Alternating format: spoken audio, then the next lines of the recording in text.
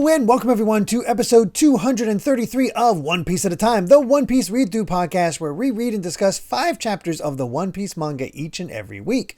I'm your host, Derrick Bittner, and I'm joined by my wonderful co-host and freelance letterer, Brandon Bovia. How you doing, Brandon? I am doing pretty good. I'm, of course, freelance letterer extraordinaire, Brandon Bovia, and oh my goodness, Egghead delivers week after week after week, just peak after peak after peak. I'm telling you, man. It is a constant supply of mystery and reveal. Yeah, it's like it's question and answer, right? Like, yeah, here's some things that things you didn't even think you wanted answers to, and then a whole bunch of more questions on top of that, which is just, classic signs of great storytelling, right? I mean, it just sucks you in for all these long-standing things you don't think is going to get answered, all of a sudden getting answered. Oh, yeah. So it's like, it's this, it's that. This week feels just chock full of them. Yeah, no, and that's the thing that I keep harping on, is that, like, the cadence of it just feels so different compared to prior One Piece arcs. Like, it doesn't feel like Oda's rushing, but I do feel like okay, we're just gonna keep it moving. Like the momentum, just like, because it's all stuff that's been pretty firmly established otherwise, and he's like, he has a pretty simple aspect of it's science. He doesn't have to really explain what's going on. It's just, this is Vegapunk. Yeah. You've seen the crazy crap he's gotten up to this entire time. We've given you the basic concepts. We don't need to really show off that much of Egghead. We're just here, and bam, this is what's going on. It's like, oh my god. Yeah.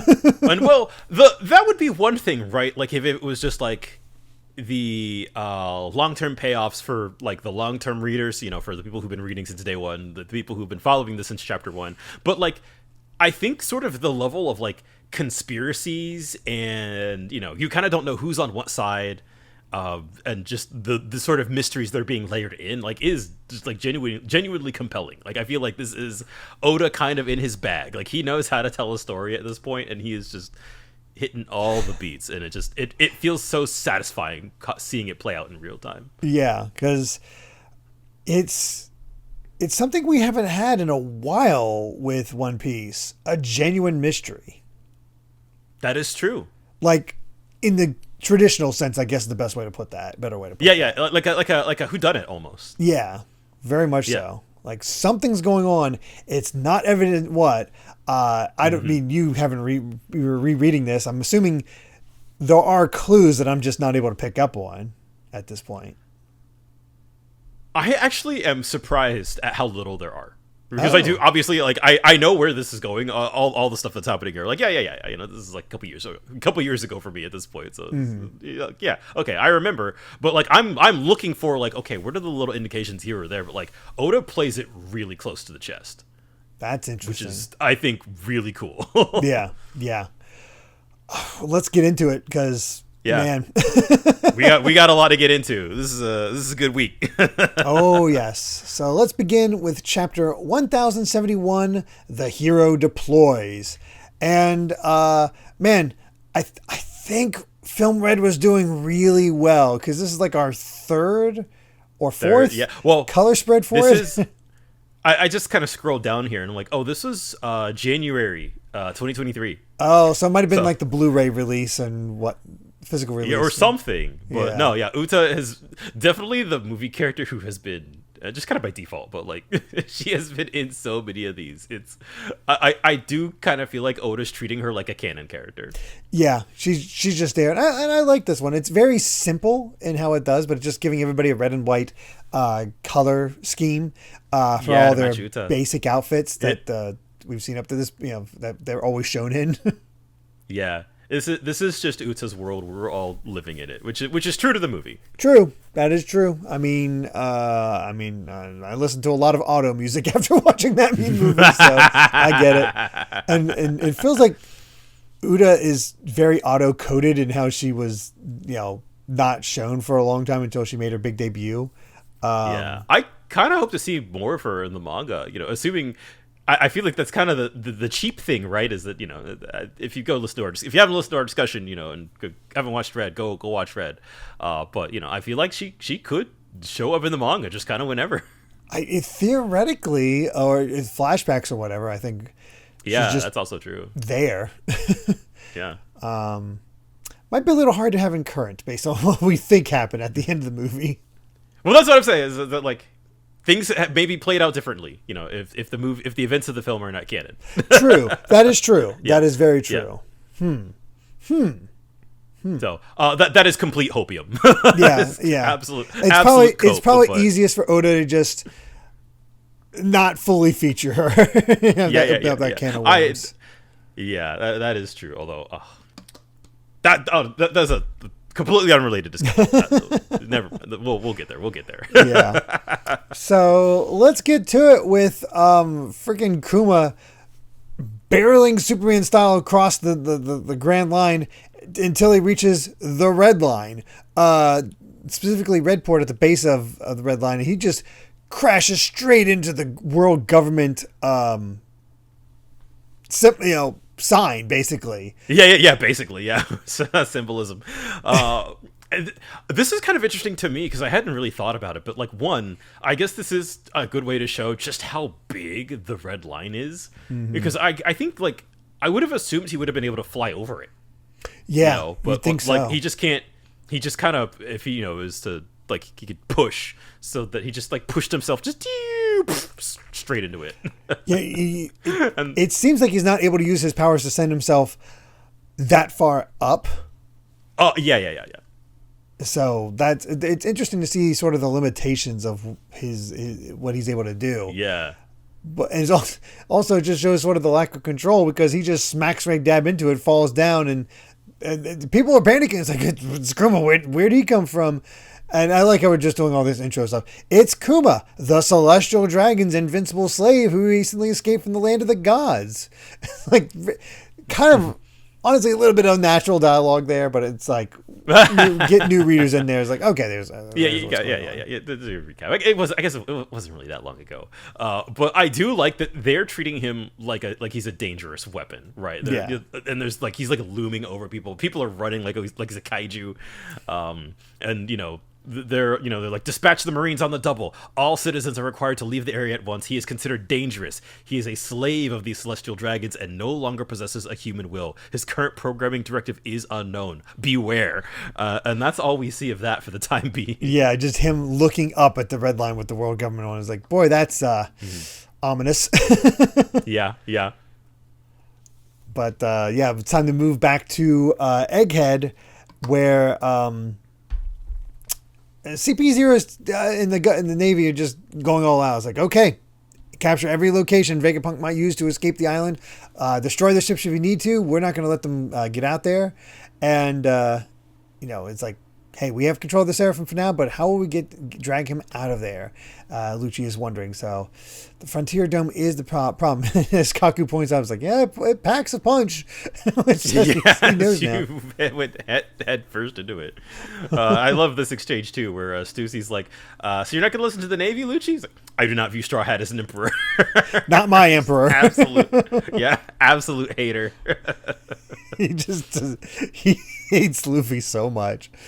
Oh God! But they're checking in on what's going on. It's like, of course, Shaka's there. It's just the agents are rushing to block the routes off the island. They might completely box us in, and the Vega Force One can only fly within the island's bounds. So an incisive strategy they deployed against us.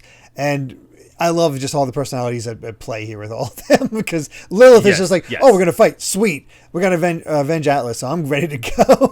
It's like, I think I suspect why she's a favorite. Yes, Lilith, honestly, she's a bit on fire in these sets. She's always been the best Vegapunk, but in these situations, she just shines completely. And the others are like, maybe not. And there's like, oh, there's no way to avoid fighting, even in the course of escape. And York is just whatever. She's just just stuff in her face. And meanwhile, still coming up with new ideas as all this is going on. Yes. And he's like, what's wrong with fighting back against some idiots trying to kill us? It's like, our goal is, and of course, got Shocky here, voice of reason. Our goal is to not fight back. It's to ensure the Stella escapes. We are the satellites. If we have to sacrifice ourselves, it will be well worth it in service of the Stella's safety. And, meanwhile, Vegapunk Prime is there, just, the Stella, like, now, don't fight. It's like, it's a very Zoro Sanji relationship between Shaka and very God, that is absolutely true. That face Lilith gives to Shaka. No, she's the best. It's so good. Oh boy, I will admit I had seen I happened to see, I went to a this is where it's dangerous for spoilers and anymore. I went to a local game store and they always have a bunch of like anime figurines and stuff. And so I saw one of Lilith, and that's why I was convinced that's what when she showed up. I was like, oh, that is Vegapunk. Okay, that's okay. Because I saw different. The punk and all that. I knew Egghead was. I was like, that must be Vegapunk. That's a swerve. So, but yeah, the fact I didn't see any other punks, so that's why I was convinced that she was Vegapunk. That's the great thing, though, is that like One Piece is so good at like you could know one thing. And maybe it is technically a spoiler, but like Oda is so good at swerving and is so good at playing with expectations that like you can kind of know this one thing, but it's still gonna he's gonna twist it, he's gonna turn it on its head. And hey, Lilith technically is Vegapunk. True, very true. So, not a lie, not incorrect. It's just not the whole truth either. Meanwhile, I guess we'll just go with Stella. Is here just like, oh, poor Sentomaru. This is thanks you get for being so faithful. I'm sorry. He's actually feeling bad for him. And the others are just like, okay, we do have. I was like, who is this ally? Because I'm immediately like, okay, what is the call? We do have one more ally on the island. It's like, no, wait. If you're talking about who I think you are, then taking our side would mean being driven out of home and chased by the government. So this is a big deal. Big deal about like, who is this person? But there's also kind of Sentomaru. So I was like, what is higher than Sentomaru? Like, what? I honestly didn't know. Did not expect it to get answered already within these chapters. Yeah. Which is, I feel like, again, just the quick pace at just like, okay, here's the shot chaser. I guess I should have known because Stella wastes no time. It's like, well, you heard the stakes. I request our help out of this mess. It's like no hesitation at all or beg for his life. Yes. And all we get is like the voice on the. Oh, go ahead. Yeah, it's just the voice on the other line saying, "Of course, I've been waiting for your order." So it's like, "Oh, we're getting help, folks." So it's just like, I love how nonchalant he is about this. While also like, and as we'll see throughout the set, like Vegapunk has so many like contingency plans. It's crazy. There's so many X factors in all of this as well. So, but there it seems simple. It's like, okay, we get CP0 out of the picture. We just needed to get a ride with the Straw Hats. We're out of here. We're good. We're good to go. But I also love how Lilith is so combative. It's like, I was like, I'm going to escort you to the port in Vega Force 1. Do that, Lilith. Let's hurry. I don't take orders from you. Yeah, it's so good. And then I love that it feels like almost like an old man escalating like, oh, I have a request, but actually the request is way more complicated than I first said at first. So he turns to the Straw Hats and he's like, can I ask for a Quasar a spot on your ship for 7? Of course, they're all like, "Oh, 7 Vegapunks," and Nami's like, "Ew, no." Meanwhile, Sanji's like, "Is Lilith included?" Yes, yes. That's fine. And then Frankie's like, "Oh, sweet, it's more scientists. I'm all for this." Yeah, so just all right. The more, the merrier. Yeah. Meanwhile, Luffy's group gets here and Bonnie's not happy. She's upset about the bugs. Yes. It's like, hey, no, don't beat him up. I promised the old guy to help him escape. And all of a sudden, alarms start going off. And here's the big mystery, which still hasn't been answered. I don't know what's going on here. Labo phase defense system, Frontier Dome deactivated. And it's just repeating, deactivated. It's like, what? Who did that? What's the meaning of this? It's someone in the control room. It's like, no, I don't see anyone on the monitor. And even CP0 is like, what's going on? It's like, well, it sounds like this is our golden opportunity. The barrier's down. So, let's try it. And he's like, could be a trap. Seems a little too convenient for them to have technical issues. And even Stussy's confused. Yeah, she's like, huh? So that's very interesting there. But no, they get up and go through. It's like, nope, it's a golden opportunity. So at the moment when his life is in the balance, the heavens have forsaken Vegapunk. Is that it? So it's like even the secret government agents don't know what's going on. Don't know what's going on. Yeah. Which is so interesting. Yeah. Again, like it's like this arc was already very layered with already a lot of moving parts, but now there is sort of this element of, oh, this is not going to be nearly as simple as it seems on the surface. No, not at all.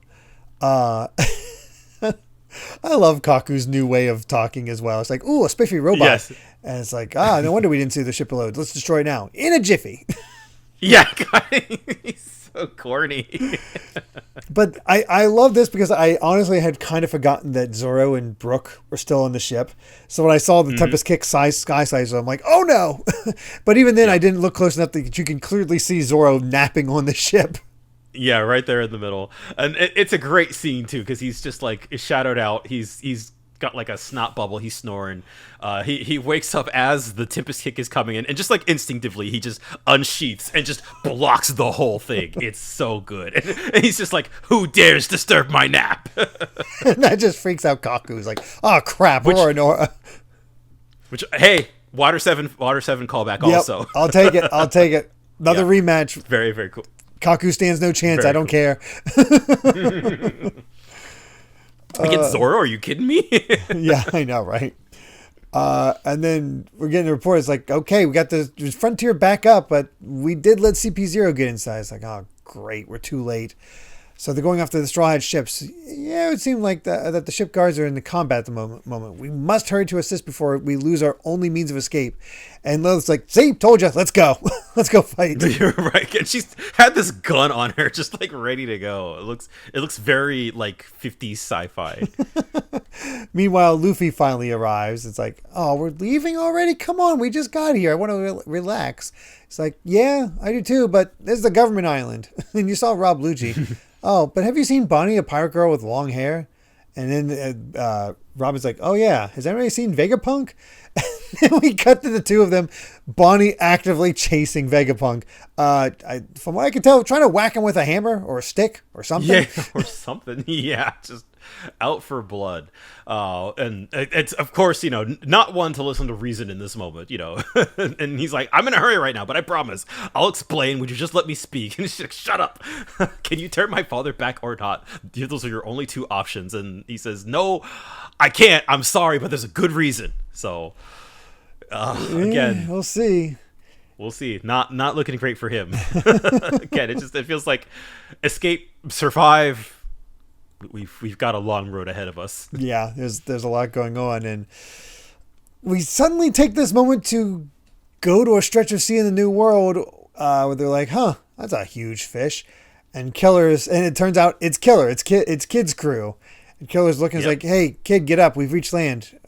Shall we disembark? And Kid's like, shall we? You got to ask what island in the world could possibly make us hesitate to. And he's like, well, I'm pretty sure this is Elbaf. Yeah. Oh, boy. I feel like this probably hits different now that you know that Elbaf is the next arc. It does. I don't know how did this hit when you realized they got to Elbaf at the time? Do you remember? I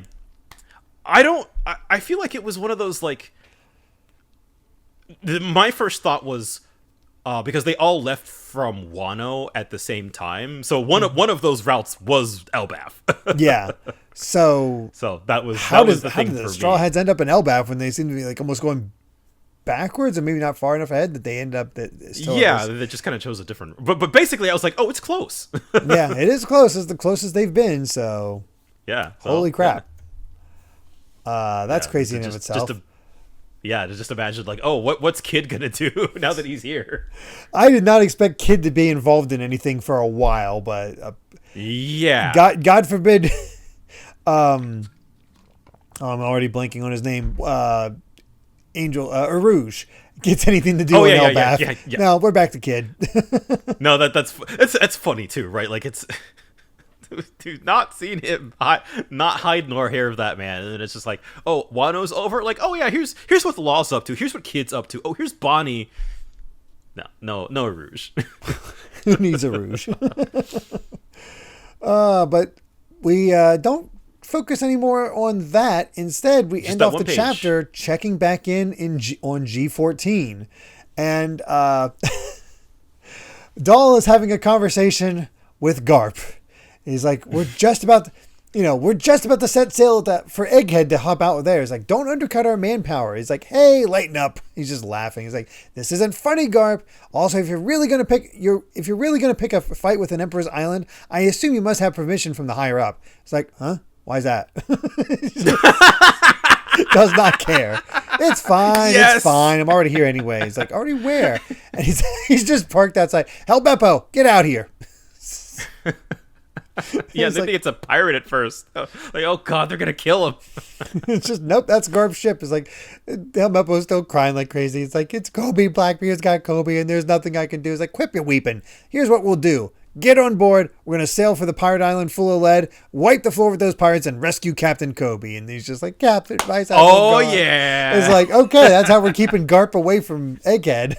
From Egghead, yeah. No, I love this for multiple reasons, but it is also, Garp was nearby, but we need a reason for him to not be involved in this. But this is, again, I feel like the moving parts that we've been establishing since the end of Wano, like, okay, Kobe got kidnapped, and now because of this, we are like, Garp is doing something, basically. It makes me wonder, when was the last time?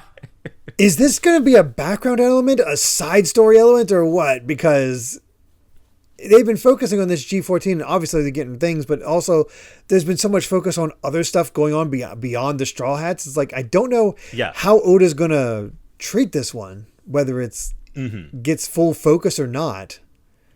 So right. That is, yeah, again, I think to me is that, like, you could, like, move all this stuff to the side for a moment, and just within Egghead itself, we already have so many, like, moving parts and layers and all the sorts of stuff happening. And then it's like, oh, you start adding this on top of it, and you're like, what's Kid doing in Elbaf? Garp is going to full of lead, like, yeah, which means he might end up meeting with Law in some way and having some sort of team up or fight or whatever with that, because Law was had made up with Blackbeard, so if he got captured, he might be taken back to full of lead. If he gotten captured. Yeah, if he got captured, sorry. Okay. And the other thought is like, some part of me is a little worried for Garp, because the last time a family member of Luffy's went up against Blackbeard, it did not go well. That is also true. That is also true. I also feel like, which reminds me that I did think about this, and we'll talk about this in a little bit more detail later on, but like, his immediate reaction versus like what happened to Ace, right? Mm-hmm. With Ace, it was kind of like, I don't know, man, sucks to suck. He just kind of let it happen, and he was very clearly upset about that, and very clearly was stuck between family and duty and all of that. But Kobe, he's like, my son. I know, I have to go rescue my son. He's going for Kobe. Yeah. So just that dichotomy, that difference, I think is very notable and very very much purposeful. I think, and very much showing kind of Garp's characterization here. Which is, it's just fun on its own. Yeah, it is. We don't see Garp, kind of leading kind of a subplot of his own very often. No, it really doesn't happen. He's just sort of like laughing in the background or having some sort of thing going on. So yeah. It's usually just silliness. So he's actually like, no, I need to take an active role to save Kobe. It's pretty cool. That's pretty cool. It is. Before we move on, though, we do have some an SBS. So first up is the automated cooking machine has buttons with cardinal directions like east. Are those for the seasonings of the different regions of the world? What kind of flavoring do they use? And Oda responds, actually, you'll notice that there are a bunch of circular buttons to the sides, but not enough for all 500 dishes that the machine can make. That's because when you press east, they all change images to dishes from the east blue. If you press west, south, or north, the buttons will change to different sets of food. and this machine of dreams can make them all. So, kind of how I expected. Yeah. No, that's a good explanation. Yeah, for sure. The other question is, hello Oda. In SBS Volume 105, you mentioned how you'll draw cleavage shots, but you don't draw panty shots. And yet, since starting the Egghead arc, I can't help but notice a drastic increase in butt-centric angles. Did you do this specifically for me, knowing that I'm a butt man? Okay. And Oda says, for the Egghead arc, I wanted to accentuate a stark difference from modern-day fashion standards and wound up with designs that really showed off the butt. Since I haven't drawn any panty shots before, I realized that I wasn't very good at drawing butts, so I've been studying how to draw them more sexy, and I think I've gotten a lot better at it. It started being fun to me, so now I'm drawing more butt angles. Drawing is fun. Practice makes perfect, kids. That's true. That is true. You know what? I can't argue that. Is the thing. Oh God! I mean, we certainly noticed. I guess. Yeah. It's funny. I didn't think this would get addressed in the SBS because I remember us talking about that. Like, you don't draw that many panty shots. Like, have you seen Egghead? I know, right? Like, good God. Anyway, let's go ahead and get to our next chapter, 1072, The Weight of Memory. As we return to the Germa story, which, God, I don't know, it's so different from where we started. Like, there's like, yes. Now we're just in full flashback mode where, we have these three, mass-producing weapons of slaughter. And, so just, God, how long has Caesar been working on damn devil fruit that it just keeps failing? That is true. That just how this has been his dream for so long, and he's been so bad at it. I know. And then Queen looks outright demented. Yeah. They're having fun though. They're having fun. Oh yeah. It's funny to think that Vegapunk was associated with all of them. I know, right? Speaking of, let's get into the chapter itself, where we just get a wide shot of Egghead as some sort of narration is. It's like, even if the world doesn't agree, I know that she is a living, breathing person, a true and undeniable human being. It was a success. I am certain of it, and this is one great step toward the creation of world peace. Dr. Vegapunk, director of MAD's Laboratory for Peace. Just hilarious, given the cover story. Yes. This is intriguing as hell, especially for who we see next. Like, the focus is on. Which makes me wonder, did Vegapunk create Bonnie at the request of, like, was Bonnie not born? Was she created? That's where my mind's kind of going right now. Oh, no. This is the end of the chapter. I'm pretty sure. Oh, I see. I think this is linking to what is revealed at the end. I didn't think about that, but yeah. I was like, because it seems so weird to introduce it at the beginning and then have like and then at cut the end to where there's Bonnie. no real indication that that's where it went. Right. So instead I was like thinking like, oh, is that the background for Bonnie? I was like, that's crazy. That would be a little dark. But would also, I feel like it would add an extra little bit of, if she doesn't know, then it would be, here's an extra reason for me to kill you. But no, I think that it is referring to something we're about to see. Okay. See, I thought they were just ready to pile on the trauma for apparently the saddest backstory ever. So that's what I was suspecting here. I'll keep an eye out if this ends up not being the case, but okay, I'll keep that tucked in the back of my head. Yeah. But Bonnie's in her kid form, crying because she thinks she broke a bone, and Vegapunk gets all worried. He's like, "Oh no, are you truly hurt? We need the medical team. Help! Bonnie's hurt!" And she just has the shing on her eye, where we get to see some of her powers, and it's wild. Where she goes distorted future, where her top half becomes huge and just starts pounding away. Like, it does some major damage, and Vegapunk starts running away again. It's like, killing me won't. And she just goes age skewer, where she hits him with that pipe and it like bursts out a bunch of candies. Yeah, basically. It's just like little like stars and hearts and clouds and stuff. It's just, you've been a babality. Yeah, because Vegapunk's now a kid, a little baby. And it's just like, curse you, is this shiny material supposed to be my age? You've turned me into a powerless child. Give back the sparkling gems of my experience. And she's just like, don't worry, my powers don't work on living things indefinitely. So you said there's a good reason. Let's hear it. Why did you kill my father? And it's like, but Bonnie, if I tell you, then you'll... And that's where we cut off. It's just like, God, what's going on? What is the reasoning behind all this? Oh, yes. I also did want to mention, with Bonnie using this, like, distorted future attack, we talked about when she aged up Luffy, that it was like, basically we were kind of, like, speculating on it, like, is this Luffy's future or just, like, one potential future? I think with that, I think we can kind of say that, like, she can...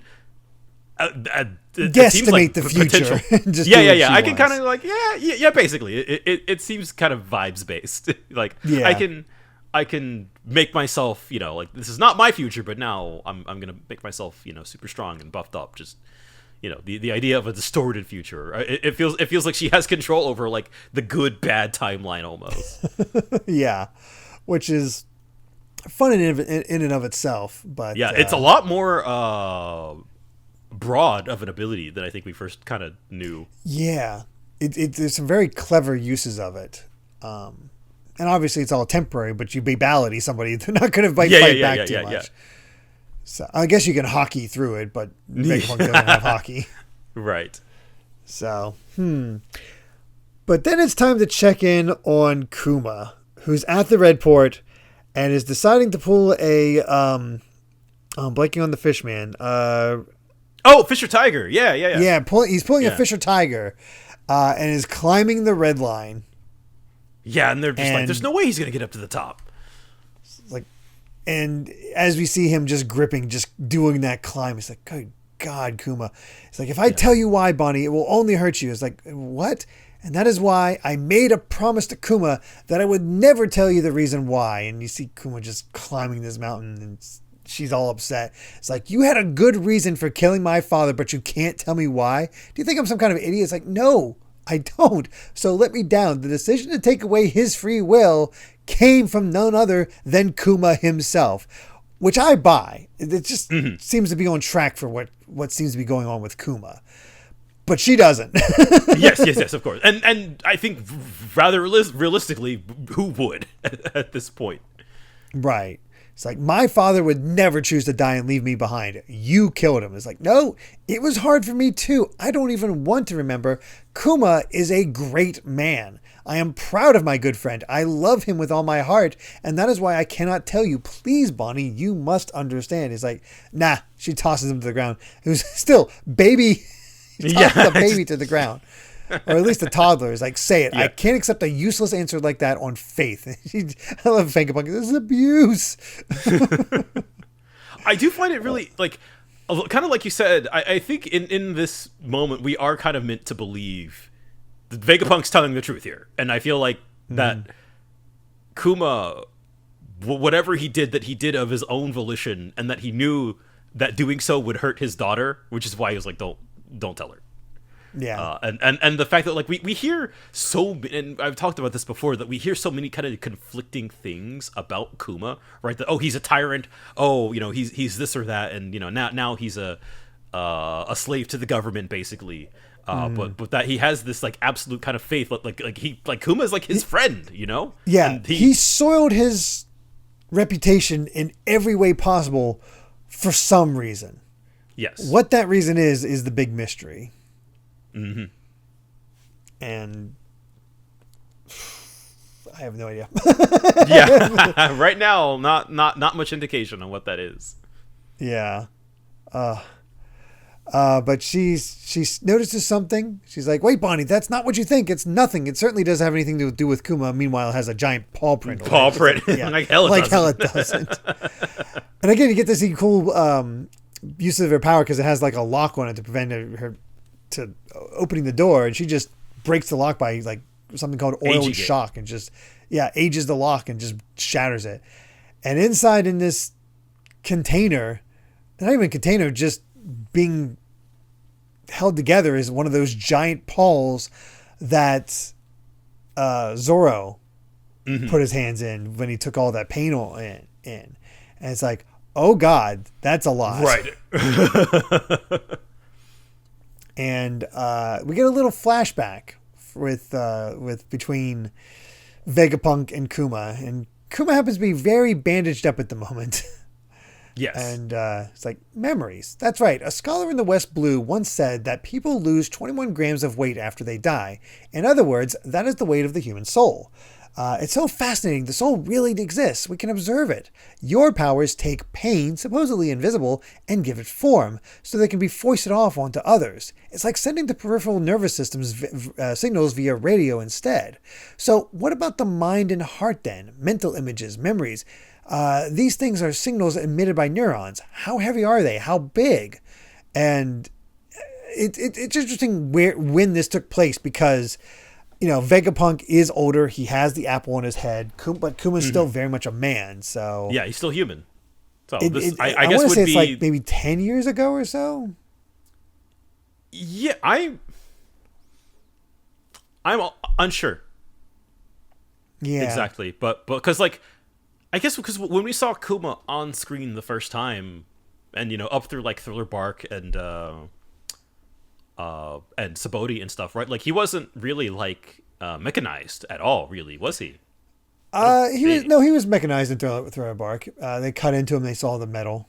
Oh, that's right. You're right. So he like, was already at that point. And we see him, yeah, like he's bandaged up, but it, you know, at least as far as we can tell, still looks like skin. So yeah, definitely kind of an indeterminate amount of time at this point.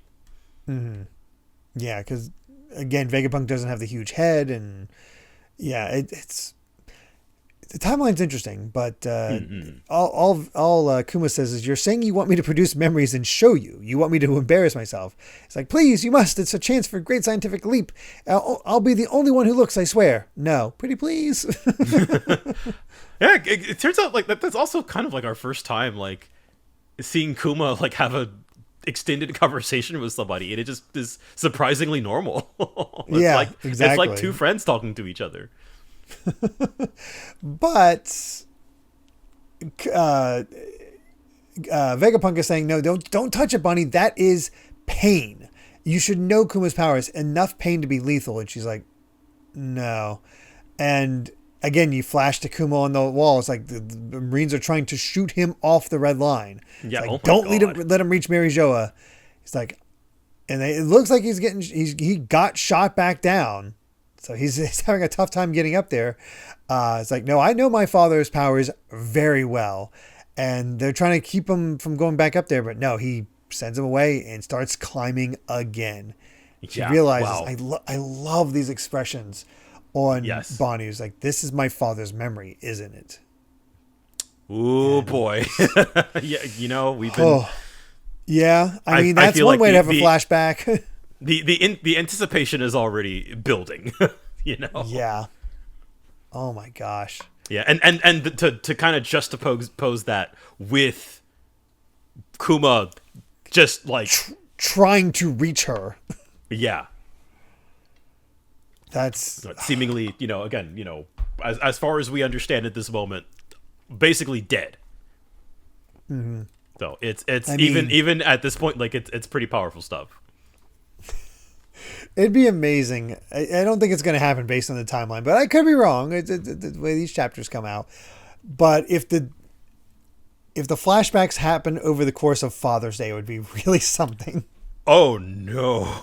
I don't know. I don't even know if Japan has Father's Day, but it's just funny of American Father's Day. But yeah. Actually, I don't know if I should say this or not. No, it's fine. It's fine. It should be fine. It's irrelevant. I do remember when the flashback ended. Actually, if you want me to say, because it was kind of notable. We'll keep it a secret for now. Okay. Yeah. I'm fine with. I'm fine with not knowing. I know it's not super important, but it tells me it gives me expectation for when we're getting the flashbacks and stuff like that. So I'll just no. It was kind of it was well timed. I'll say that much. Of course. But we go back to the Labo phase, and Nami's freaking out. I was like, are you kidding me? Rob Lucci climbed up here? It's like, no, we had a systems malfunction. But it's a good thing Zoro and Brooke are down there. They should be able to hold their own. It's 2 against 3 depending on how they fight. And Chaco's like, no, the odds are worse than that. And they freak out. It's like, oh, the Seraphim are here too. So it's actually 2 against 7. And the enemy is all elite units. So, yeah. Usopp believes that they got summoned while the barriers were on the floor. It's like, no, CP0 would not have made the call to bring them here. The Seraphim are equipped with just enough personality to make decisions for themselves according to the circumstances of battle. So since they had a brief moment and took advantage of it. So not good. Yes. But then also, like, again, I love that the interplay between like the usage of like the pacifistas and the Seraphim is kind of like it can tip the battle in favor of whoever has control. Because, you know, then they go on, like, the CP0 has made a great miscalculation. Here, up in the Labo phase, like, we are higher on the authority hierarchy, so the Seraphim will be to our benefit instead. So, yeah. You know, but only if the orders get through. And Lucci's even saying himself, is like, I did not tell them to come. This is not part of the plan. It does feel very kind of, like, very literal, right? Like, oh, you know, you weren't specific enough. Yeah. So Lilith and I think that's, what is that? Is that Pythagoras? Yeah. I keep forgetting which one's Pythagoras and which one's Edison. Yeah. I mean, I think that's actually Edison. I think Edison's the little one. I think you're right. Yeah. I think Pythagoras is the big one. But it's like, oh, but it's only going to work if our orders get through. So until then, they're a maximum level threat. So I got to get down there. And Leslie's like, I'm coming with you. Yeah, she's just happy ready. She gets to go fight. She's ready to go. And of course, oh yeah, there we go. Confirmation. Edison, Lilith, do as you're doing. Shut up. I don't take orders from you. And then I love Sanji, the little side conversation. He's like, so sad. Moss Head dies in the line of duty just before he reaches the One Piece. And Nami's like, you're going too. This is trouble for the whole crew. And then she's got this stupid name pun. It's like, the Sanji Fim is always absolutely loyal to all of Nami's orders. Do we really have to save him, though? It's like, Frankie's coming along. He's like, don't second guess the twirly Fim. This is serious. But I love this team up between Zoro and Brooke. Is like, oh, what? It's like, why does he look like that? He's supposed to be a giraffe, but he didn't quite look like that before. Cut him down, though, and he'll be dead like anyone else. And then Kaku's like, so you can cut me. So we can assume that, yeah, looking at it, it's like, yeah, Kaku's awakened as well. I love how they don't care. No, it doesn't matter. They're like, okay, big deal, buddy. Nice try. Got the nose pistol that gets blocked, and I do love this, the Killyman gyro. That's a good pun. It's a good, as he's like twisting his neck all around and stuff. And meanwhile, Zoro's just like, I just got done fighting with plenty of wriggling things back in Wano. It's getting tired. He just knocks him down to the ground. Yeah, he's not having it. Yep. So Lucci orders the Seraphim to take out the lab before Vegapunk comes out. And Nami's, of course, freaking out. I was like, they're going to destroy the lab before they can get out there. And yeah, that's a big boom. That lab is taking some damage, and it's not good. But it's like, oh, that's quite the light show. But so go ahead and finish our mission for us. And then all of a sudden, Kaku gets his neck bitten, his very long neck, by Stussy. Yes, and I'm like, it knocks him out. I was so confused by this. It's like, huh? Did you? And then just down. Kaku's down. And Lucci's like, what? What are you doing, Stussy? And all of a sudden she has these like bat wings on her. So she's going full bat. Rouge the Bat. Yeah. And she's like, what did I do? I only put him to sleep. And now, Lucci, I'll ask you to do the same. So when I first saw this, I thought she was just like, yeah, I'm going to power up so I can take on them on myself. That was my first thought. Until I read, her talking to Lucci and then the narration. Clone of Miss Buckingham Stussy rocks pirates. Oh, Mads clone experiment successful subject number 1, Stussy. Oh. Man. Dude. Mads is starting to matter. Like, holy crap. It's mattering a lot, actually, which is funny that we're getting so much of it in the cover story. And we'll kind of get a slightly more detailed explanation next chapter, but sort of just the idea that, like, wait, she's a clone from the Rocks Pirates? Excuse me? Well, the crazy thing to me is, like, this is probably the most relevant cover story we've ever had since, like, Buggy or Kobe and Meppo. But it's so much more current, and that's just continues to be the shock of it all. That's the genius thing about it, is, like, I still think the Kuzan and pudding thing, like, is, like, maybe the most insane, like, oh wait, what's this? And then you see it in the same chapter, but the way that he's weaving in, like, okay, I'm going to show this detail in the cover story, and here's how it is going to, like, this detail is going to loop back into the main plot. It's very, very cool. Yeah. And I mean, I've already liked Stussy since the moment she's shown up on the scene. You're making her a vampire Oda. You're killing me here. Yeah. No, she's so good. I'm so glad. There was no real indication of, like, what her deal was, but it was clear back in Whole Cake, like, oh, you're clearly the character with the most going on right now. Yeah. So stand out. So. Yeah. I can't explain the vampire wings, though. I don't know what that's about. Yeah, it's okay. Oh, yeah. Oh, boy. Well, let's go ahead and get to our next chapter in that case. 1073, Miss Buckingham Stussy. Which, God, that is, like, when you... That title is so freaking good when you realize everything. Once it starts to click, as we'll see in this chapter, it's so funny. Oda, you madman.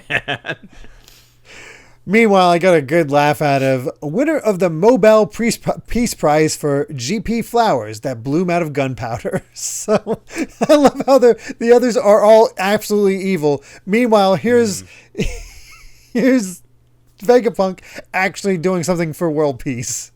I'm going to say something crazy that I did not catch my first time. This will come up later. Oh, really? GP flowers is a thing. We'll come back to that.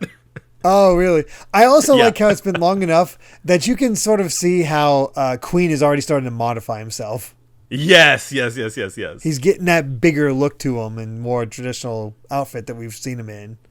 So I love that they're just kind of like, ugh, flowers. Yeah, I know.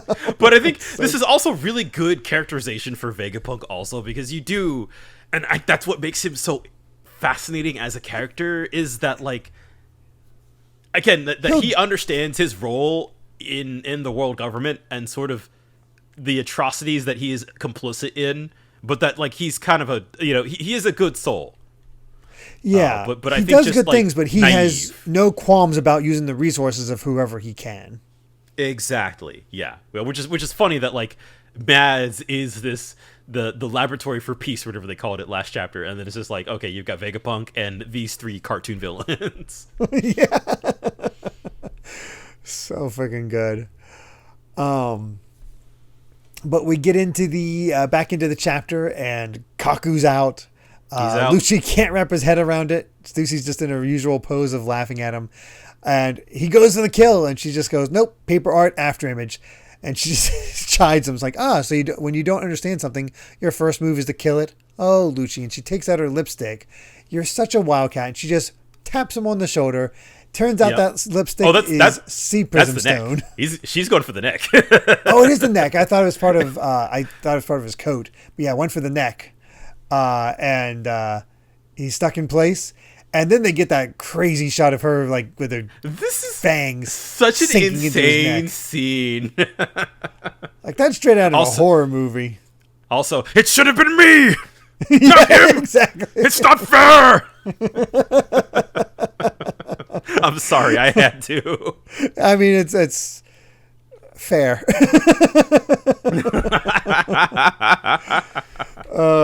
He's just calling you dirty. It's like, I'm not stupid enough to fight fair against men as powerful as you two, but you'll forgive me, what? Right? God, she's so good. So single-handedly takes down both Lucci and Kaku. Amazing. God. Oh, so she's great. And at this point, I'm still like, Mads is still around. What is going on? Like what is going on? Yeah, right. Like these are I had like a this remnant of whole the Rocks thought of, Pirates. Yeah, it's like Rocks Pirates, Mads, and all this. Is like, holy crap, that there's still, like, Mads is still an active force, I guess, that they're going to be just this big part of the story from now on. That was my initial thought of where was going to go. And just blew my, like, what is happening?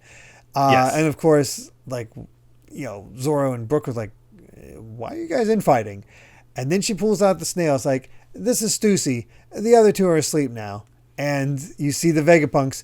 Wonderful news. Stussy solved that problem for us. York, wake up. And it's like, she works for frickin' Vegapunk. Yes. I love this too, because of course we get the Straw Hats reacting. Usopp's like, so what the heck does this mean? And she took Rob Lucci down? He couldn't have seen that coming.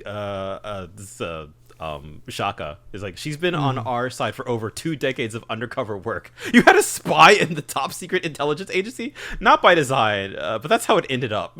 Just so how do you accidentally have that happen? I don't know, but hey, again, it's just Vegapunk and his infinite contingency plans. Amazing.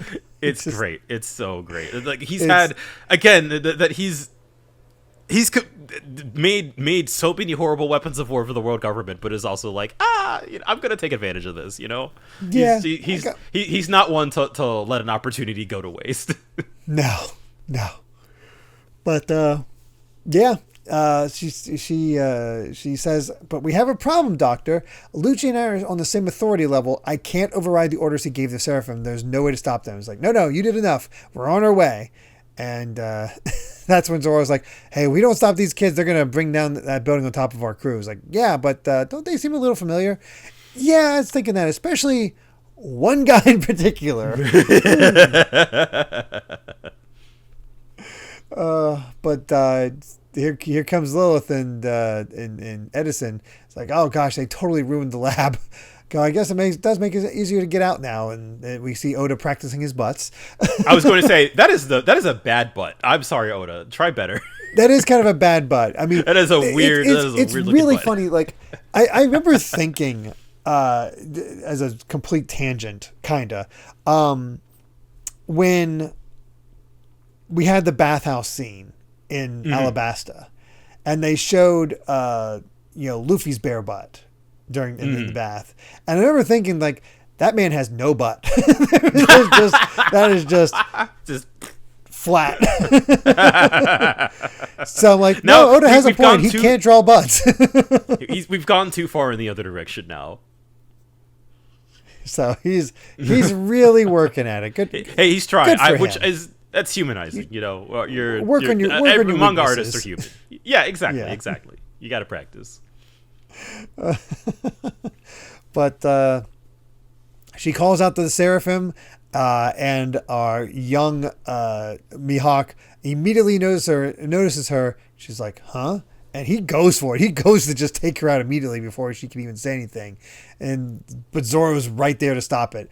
It's like, now that I get a better look at you, you're actually a little more human than him. It's like, which is an insane thing to say.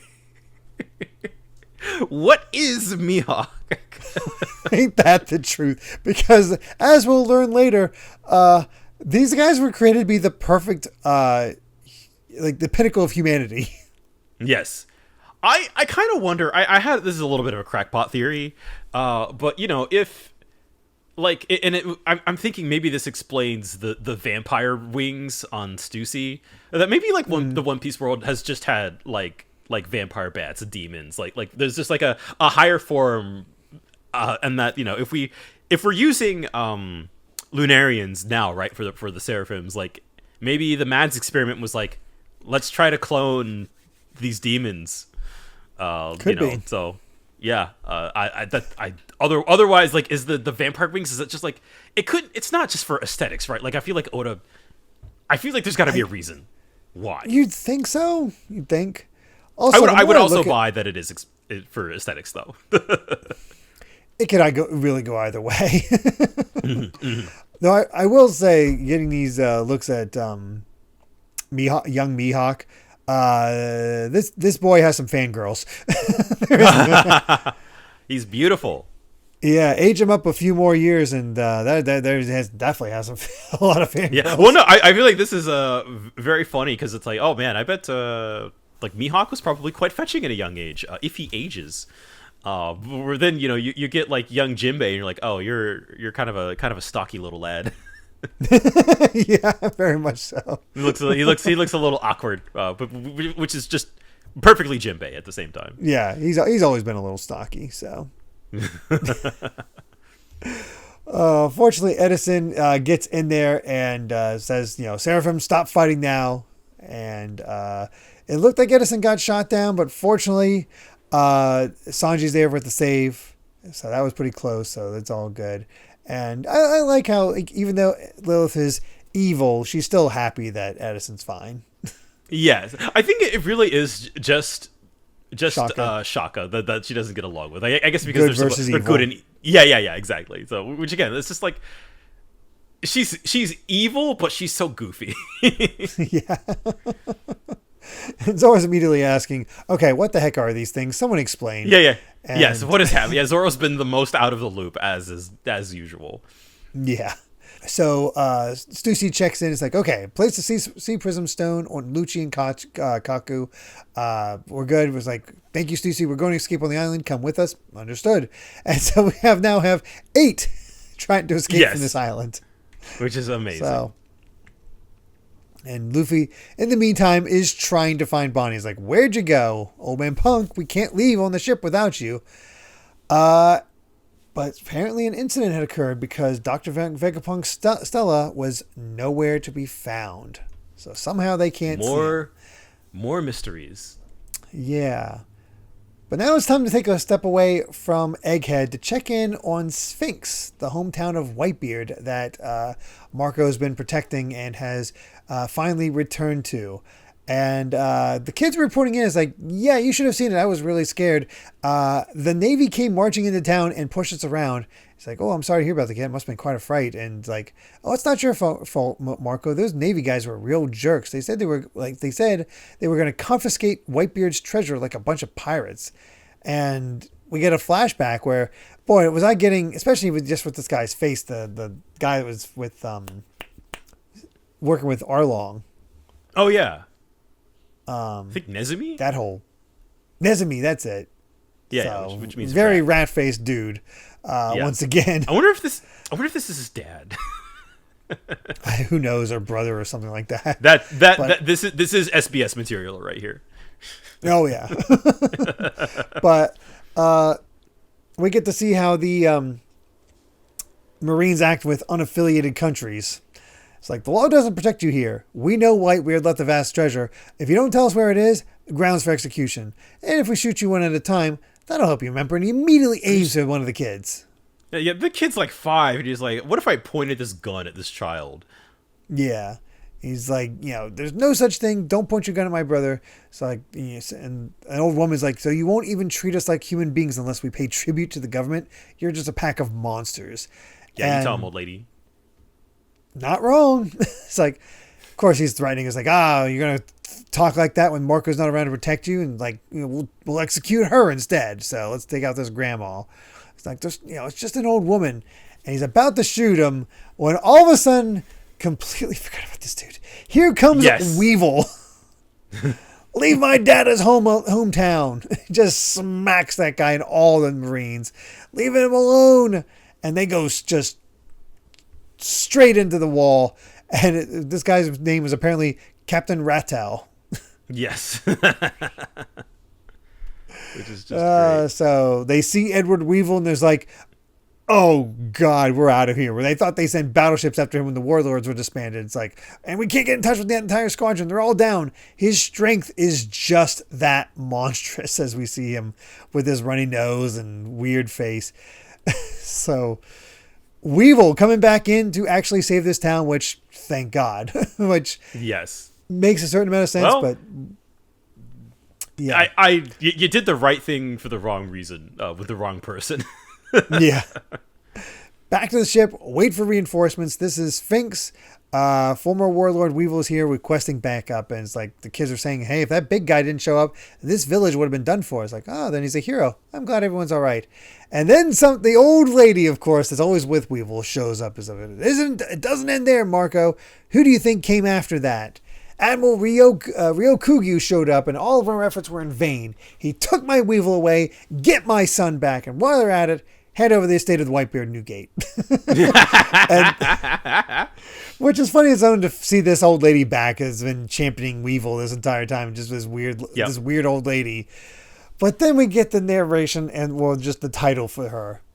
Yep. Former Rocks Pirates, self-styled scientist, Mads freeloader, Miss Buckin, parentheses, Buckingham Stussy. Yes. So this is who Stussy was cloned from. The real one. That's amazing. I have to imagine their personalities are completely different. It's so funny. It's incredible.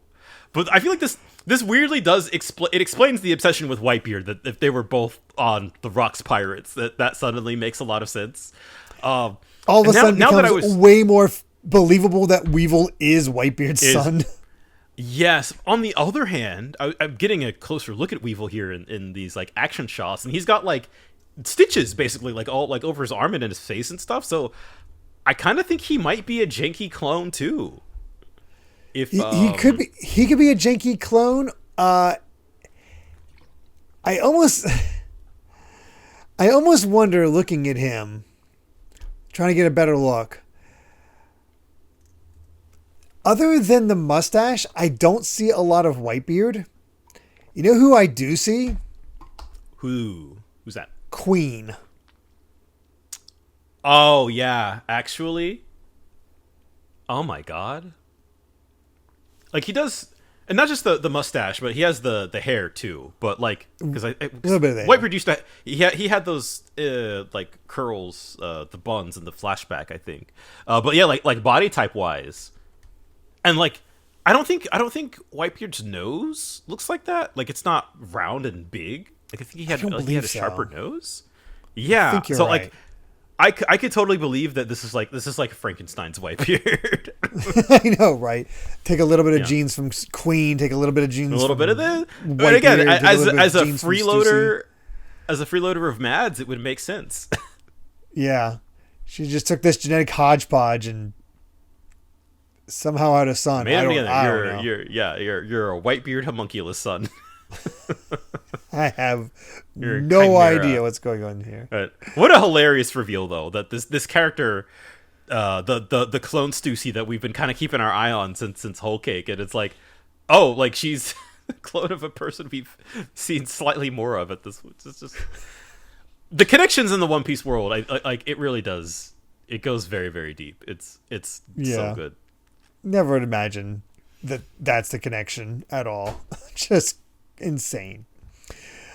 But yeah, Weevil's been captured by the world government. He's being sent to prison for protecting his own father's village. My poor, brave, sweet, brave boy, my son with Newgate. And Marco's just like, well, I am grateful to him for saving the village. I can tell you that much. And she just shouts, you don't believe that Whitebeard and Weevil are really related, do you, Marco? Well, I know just the person who can prove it to you, and that's Dr. Vegapunk. And it's like, that's even more suspicious about the whole homunculus. Exactly. God. No, I think, and if you go back and listen to those episodes, I think I was like not really that big of a fan of this bit. I think reading it again, I'm a much bigger fan now. This is hilarious. Yeah. I mean, I wasn't a fan of Weevil's introduction, but having these connections is really funny. I understand I know what you're trying to do, Oda. So good on you. Good on you. But we got a little bit more left because that's not the end of the chapter. Yeah, we end off on some more Navy ships that seem to be heading towards the, I'm going to guess, Egghead. We know Kizaru is on his way to Egghead. And it's the only time to see him. He's like, here's something to eat with the tea. I trust you to had this tested for poison first? Of course, sir. I'll take it to him. You may go now. Yes, sir. And Kizaru's talking to somebody. He's like, just out of curiosity, have you ever met Dr. Vegapunk before? And the guy, this person says, I have. And it's one of the 5 elders First time being separated. The dude with the scar over his eye. Just once, a long time ago. But I must say that I find this turn of events to be most regrettable. And we finally have a name for these, at least one of these dudes. Saint J. Garcia Saturn, which is kind of a great name. Kind of a great name. Yeah. It's, oh boy. I think in terms of, again, of like, oh god, we are really getting like late game level reveals. You know, we've known of the elders since Jaya. I think quite literally like 1,000 chapters ago, or just about, you know, maybe closer to 900 chapters ago. Yeah, he's got a name. He has a name. There you go. And he's on his way to Egghead. It is fascinating to just see this guy out of Mary Joa and on his own. Also, I wonder if the naming convention is going to be like, we got Saturn, we got Mars, we got Venus, that sort of thing that they might go for. Well, to add some fuel to the fire here, how many planets are there in the solar system? I guess. I guess 8. Not 8. You know, Pluto. Okay, well, there are 3 ancient weapons and 5 elders. So that's interesting. That is very interesting. I was noticing that we have, Pluton, Uranus. Okay, we have Earth 8. Yeah. Okay. Holy crap. Yeah. Oda. Wait. Other than the ones named after ancient weapons, Saturn is the one furthest away, isn't it? I think. I believe so. Yeah, that's funny that we're getting him first of all things. So, Oda, when I saw this, there were so many theories that I had. Oh, I bet. It's also fascinating that, he's a saint. He's a celestial dragon, but he doesn't act like the celestial dragons we've seen up to this point. He doesn't have the suit. He doesn't have the helmet to block the lower classes. So it's almost like the 5 elders realize it's a myth, and that's their acknowledgement of it being a myth. That they're great. I like that. Yeah, that he's the sort of like kind of the secret is like, no, you guys are actually normal. Here's the thing for me, and I thought about this for a couple of seconds, and I think I can say this openly because this is more theory stuff that like could be a thing, could not be confirmed. So what we know of the ancient weapons, right? Like two of the 3 have an association with Joy Boy. Yes. And I think I am wondering, are we kind of using the elders on the assumption that they are all also named after planets, that like, are they kind of sort of mythologically, or like are they sort of like treated by, like, let's say Emu, right? Like, does Emu kind of like, okay, you got those ancient weapons, these are mine, basically. Like, are we kind of positioning them on the same level, I guess, is sort of my question. And I'm throwing that out there because I don't know the answer. So I don't know. We'll come back to this when the manga ends, and I'll be like, I was right, or I was completely wrong. Just like some sort of equivalence in power or something like that. Right? Yeah. Is this sort of like our equivalent? Which again is even more weird that like the government potentially has one under their control. So like where does that go in? So it's all, man. That one reveal really does throw a wrench into a whole lot of stuff. Yeah, it does. Oh my god. All right. Well, before we get to our next chapter, we do have another SBS, and first up is Oda. Is no one going to ask what Brooks's future will look like? As an Afro fan, I can't stand it. Oda, please show me the potential of the skeleton Afro. And Oda goes, oh my God. Sure. And here it is. 20 years later, 40 years later, in a different future 20 years later, and a different future 40 years later. And I gotta say, it's gonna shock you. Yes! He's just exactly the same. It is literally Brooks' face times 4 Nice. with those subtitles of 20 years and 40 years and all that. Well played. I love it. Brooke will never change. I love it. Brooke is Brooke. Yeah. And I kind of, oh man, I kind of hope that Oda He's kind is of immortal. Yeah, exactly. Yeah. And so there's a lot of things you could do with that I'm, oh my God. I kind of think that might be a little lore important. It feels like it. It definitely feels like it. So I could see us seeing, you could very easily do an epilogue like 100 years later. That's from exactly Brooke's what I'm point thinking. of view. Is like you're telling the story of the Straw Hats, the people who inevitably changed the world. The bard telling the story. Exactly. Yeah, and that the world has changed so much, but like you still got Brooke there. Like, oh. Yeah. No, I brilliant, genius, no notes. Yeah. Oh man. We'll see, but that definitely feels like a hint. Yeah, it does. Next question. I would like to know the name of the cat assistant who appears in that one panel in chapter 1065. It's just a cat with a pencil. I couldn't even really tell you. And Oda just goes, "Are you talking about the assistant cat Joshu? It is rumored that it loves to help people, and when you need to jot down a note, it's there with a pen and paper. Some people say you can use observation hockey. It'll even scratch my back when it's itchy." There you go. Just more of a joke answer, I guess. I don't know. And finally, in the conversation between Vegapunk and Sentomaru in chapter 1069, there's a bit of dialogue that goes, "The man who took you in and saved your life. What sort of background do they have?" And Oda says, "The Marines received a message that wild bears were invading a village on a certain island. Vegapunk accompanied the dispatch force to install a bear-repelling system. When the Marines explored the dangerous mountain, they found a young Sentomaru defeating bears in sumo wrestling to become the master of the mountain. When he was young, the villagers abandoned him because he was too violent. Vegapunk was so drawn to the strength of this young and constantly starving boy that he hired him to be a bodyguard, and the rest is history." So yeah. There's the background of Sentomaru.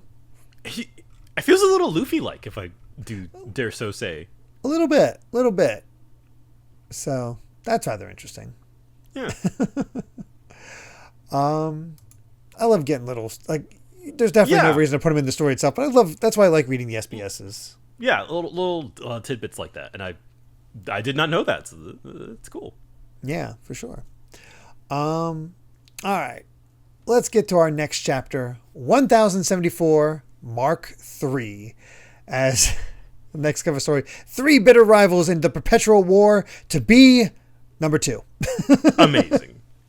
I do like you said, Queen is, cyberizing himself. Yeah, he's slowly he's changing. Got he got the thing over his eyes. He has his mechanical arm. He's got the stripes. He's slowly becoming how we know him, and you can already see the judge has the 66. So he's already formulated Germa. And by this point, Caesar's gotten his powers since he's not getting stabbed by Judge at the moment.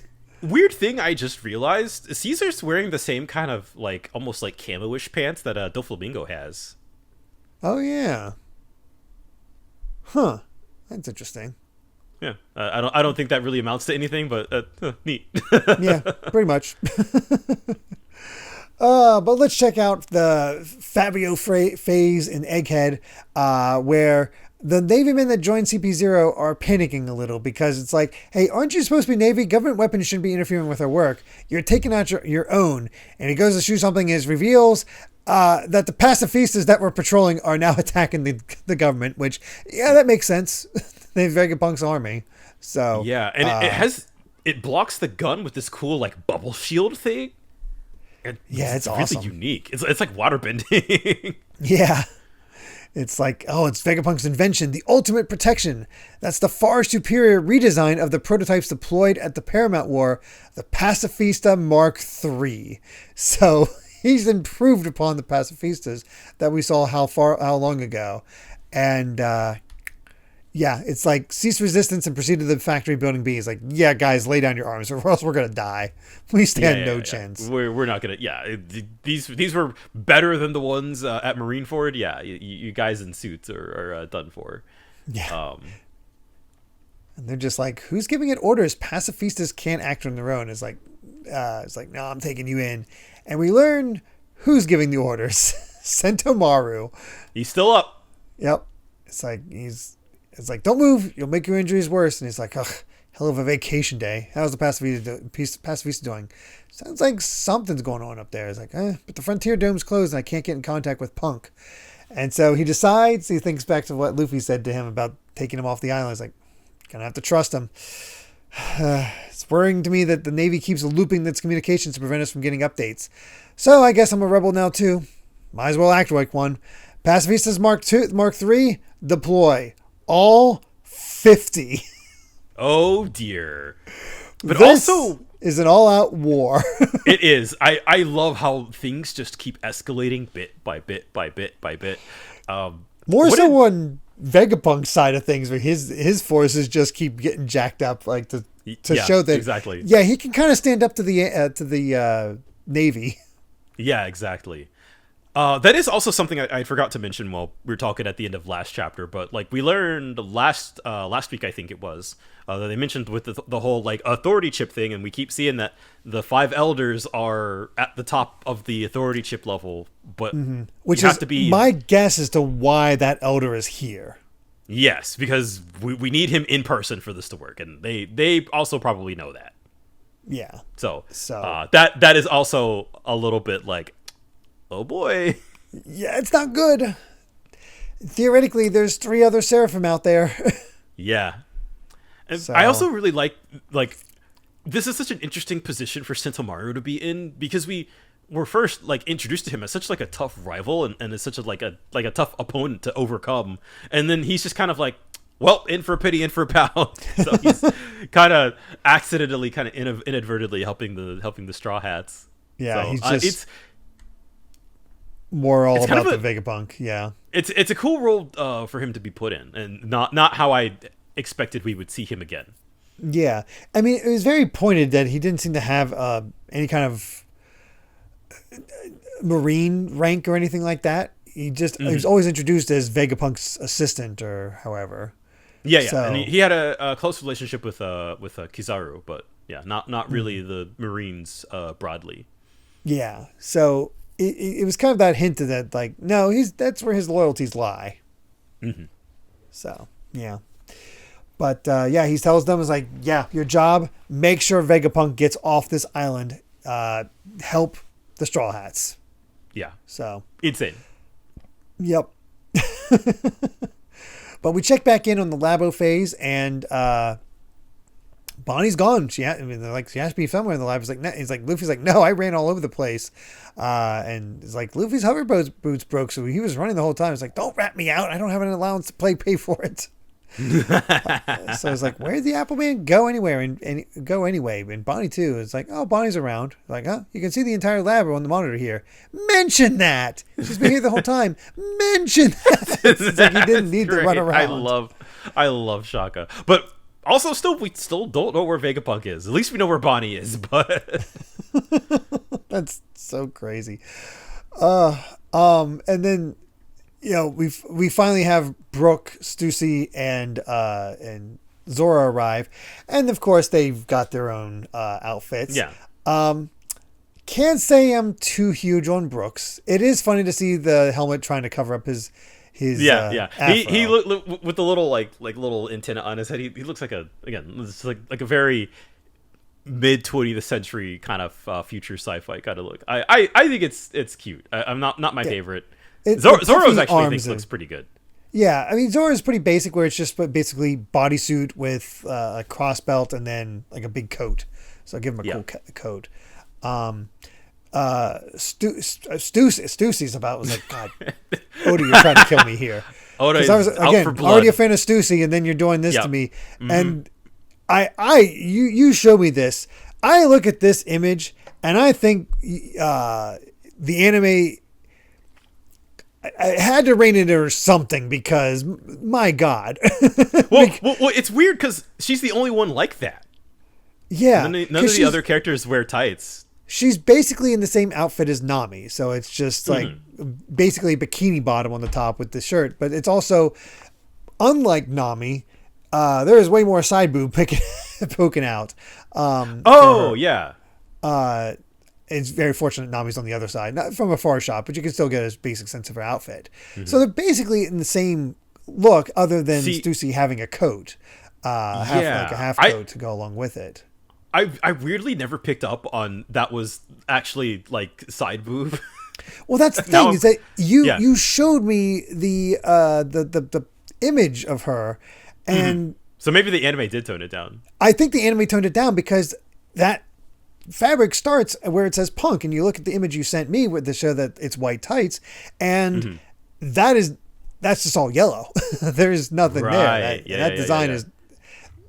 It's like the anime is like even we can't get away with certain things. Yeah, I'm wondering if this design is in color for the manga at some point. So now I'm curious. Yeah, it's a dumb thing to be curious about, but no, she's it's a good look. Yeah, Stussy being on our side is good. I'm good. I'm happy. Yeah. I'm happy for this. Yeah, it's just all right.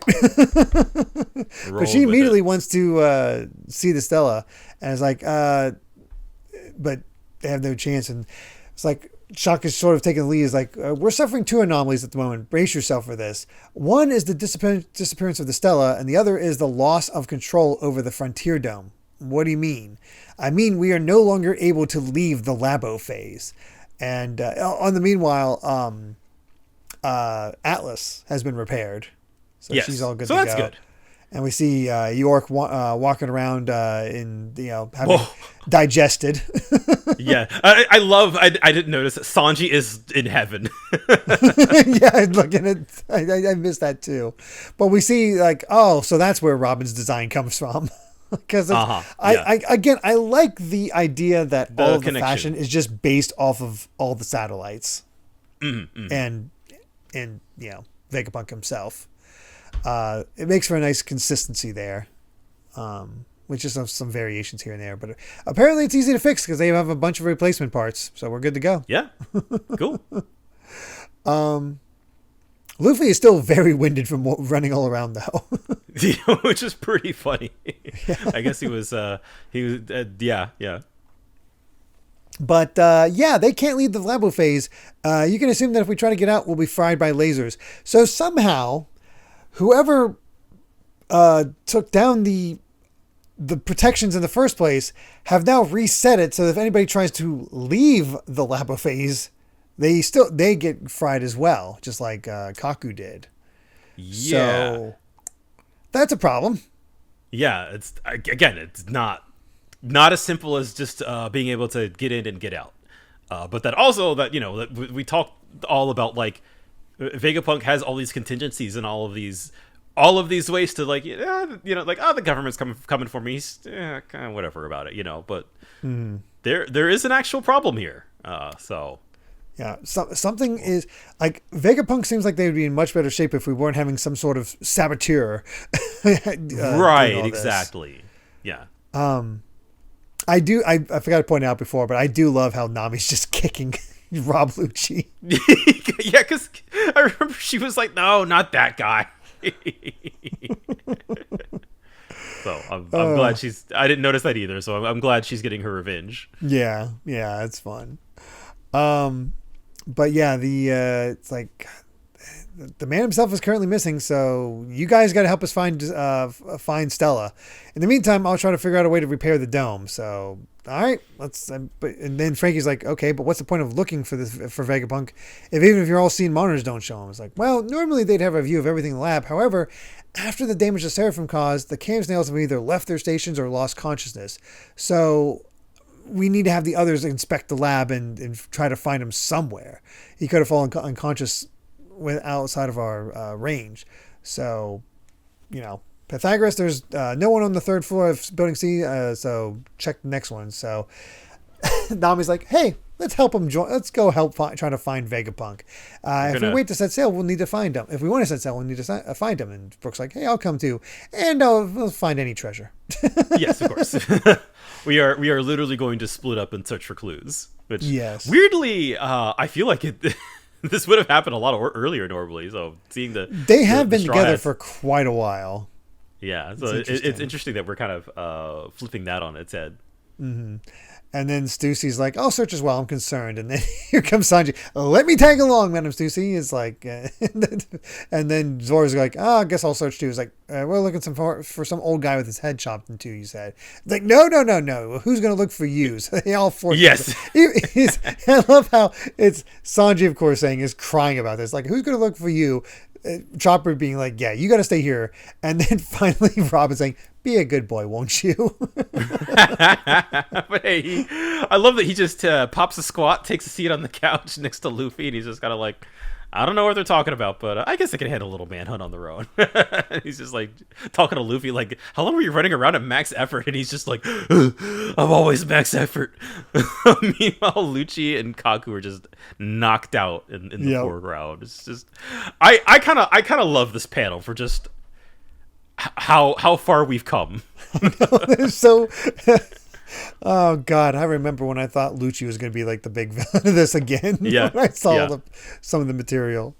Yeah, I do love the mention. Is like, I haven't thought about Water 7 in ages. Hope Ice Guy's doing well.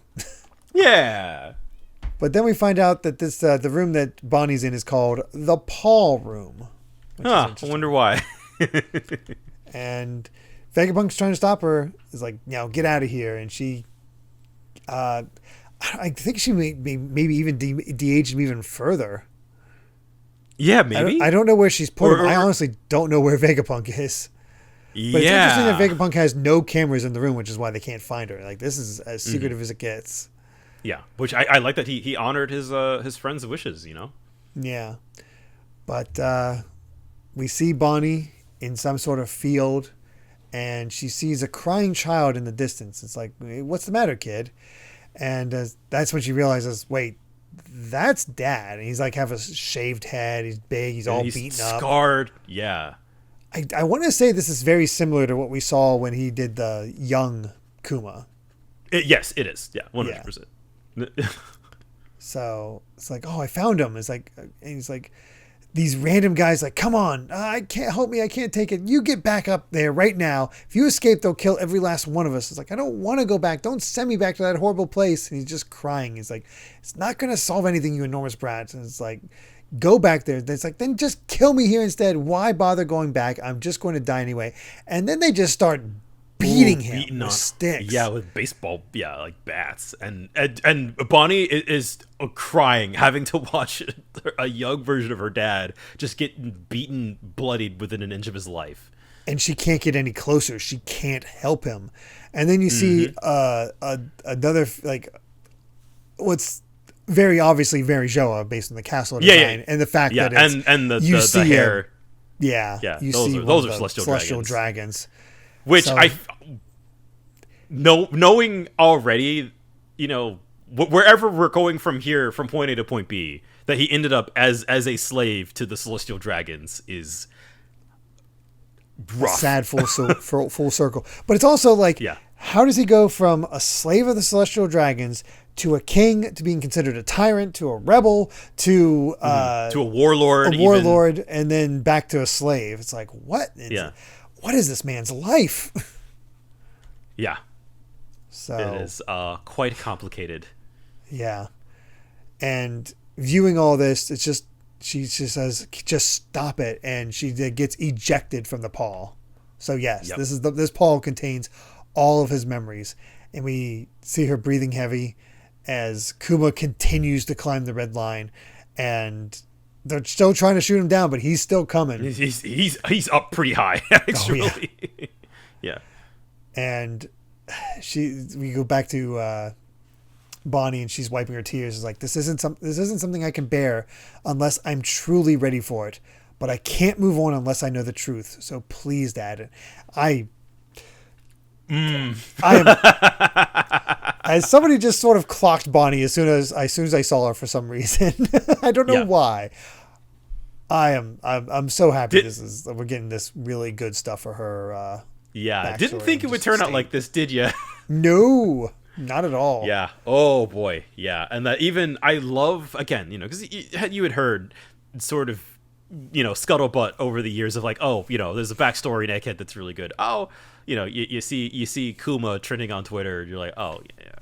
It's Kuma, but I think the build up to this is incredible. Like, and I don't know if we've ever had like a flashback with like this kind of level of like almost kind of pomp and circumstance around it, and this kind of like, oh, we're already like not only kind of having to emotionally prepare ourselves, but are also seeing Bonnie, this character who we've just kind of are just now starting to connect with, and that she has gone through all these ranges of emotions, but is still just like a sad young girl who misses her dad, and that's really just it at the end of the day. Like, I feel like it's immediately like you understand why she's doing this and why she feels this way. Yeah, it's like I'd say even Luffy's backstory after the whole Marineford fight didn't have the same kind of build up as this one, because that was just sort of like, oh, there's a whole other aspect of Luffy's backstory we've never seen before. It's too I can't think of another sudden. I don't know if I can think of another character flashback that has this sort of like narrative build up to it, and I think the cutting back to the shots of him climbing up the red line as we're unsure where he's headed, but also kind of you got an idea. You kind of get it. Yeah, you kind of know. There's not really. There's only one place you can be going behind it all. Yeah, exactly. Like it's just the right amount of tease. I think. Like we're gonna be in for some good stuff. Not quite there yet, though. Instead, we're gonna take a little break to check in on Morgan's, of all people, who's in his little flying ship. It's like oh well. Before that, we have this one scene of Pythagoras. Oh right, I completely looking for Stella and then blowing up. Right, yeah. Pythagoras looking around is like, it's ironic they made such a mess of this place, considering the Seraphim were originally created here. It's like, Stella, where are you? And you just hear this talk behind him. It's like, oh god, and just boom. It's like, what is that? And my first thought was, oh, this is the saboteur. I'm not right. Well, I'm right, but I'm also not right. Oh, man. I was like, oh, geez. Oh, his misdirection is so good. It really is. It's just like I having such trouble predicting where this is going to go next. Yeah. And again, like I said, I know where this is going, and I'm like, I don't really have any like there's nothing I'm looking at that I'm like, oh, I see you planted this. Like it's all will be, when all is told, I think we'll both be like, huh. Yeah, I probably. So, yeah. But now we check in on Morgan's, who's just had a scoop fall into his lap somehow. Ends the call is like, the world government is currently undertaking an assassination of the great Dr. Vegapunk. They're going to kill the world's greatest mind. It's the O'Hara incident all over again. But the government's picked the wrong fight this time. Vegapunk's a beloved figure, the man whose energy development brought light to every town in the world. And with him just happens to be this guy, which of course is Luffy. So here's our front page. Straw Hat Luffy, Emperor of the Sea, wages all-out war with Navy at Egghead, holding Vegapunk hostage. So he's turned on Luffy.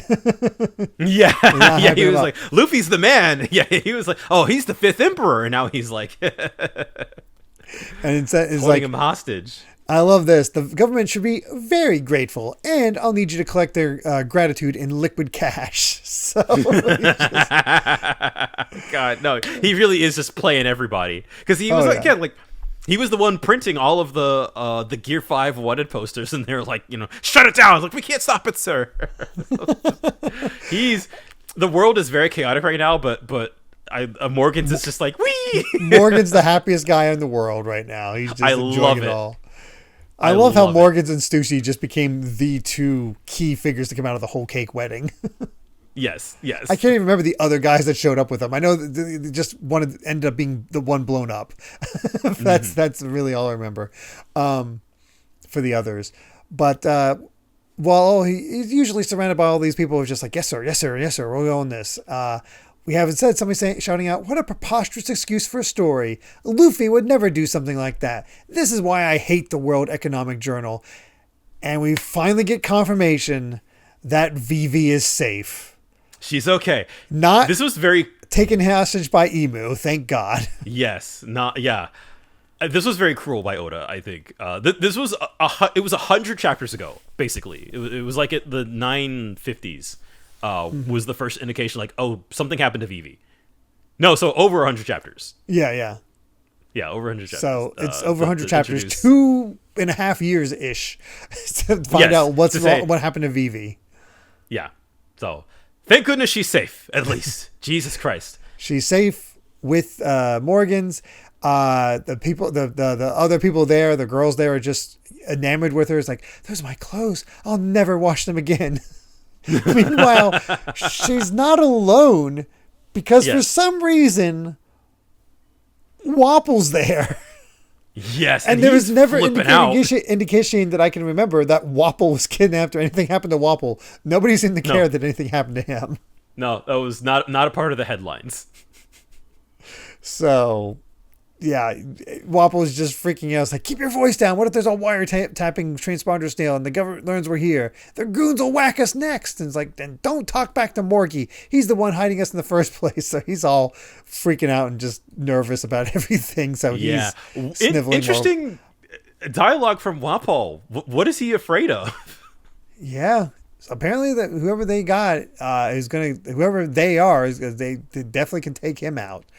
And he's afraid. Vivi is not, which is perfect. Yeah, just ready to talk smack. And then, of course, I love this last bit from Morgan's is fantastic. Where he's like, "Bah, you were bawling your eyes out yesterday, little girl. Don't try to tell me how to do my job. This is the newsroom of the world, and I'm the mover and the shaker. It's not about fact or fiction. It's about what sells. News is the greatest entertainment of all, baby." My goat. My absolute goat. This freaking bird, I swear to God. I love him. He's amazing. This trio of Morgan's, Vivi, and Wapple is so good. I'm glad. No idea how often we'll check in on him either. And who knows how much longer it'll take this to confirm whether or not Cobra's dead. Yes, that is another kind of... That is kind of the last missing piece here. We kind of got the Sabo thing. We got the Vivi thing now, finally. But there's still the Cobra thing, and then just the fact of what actually went down. Yeah. I feel like we still don't know a whole lot about what happened at the Reverie, which is nuts. So the fact that we're still kind of getting trickles of information of it is incredible. But I'm just glad that I can no longer... I don't have to play the full. Vivi's okay. It's going to be all right. Weirdly enough, this is probably the best place for her to be right now. Yeah, no, that is definitely the safest place to be. Morgan's is really good at evading the government, so... That is true. And we'll throw hands if need be. That is also true, so... whew.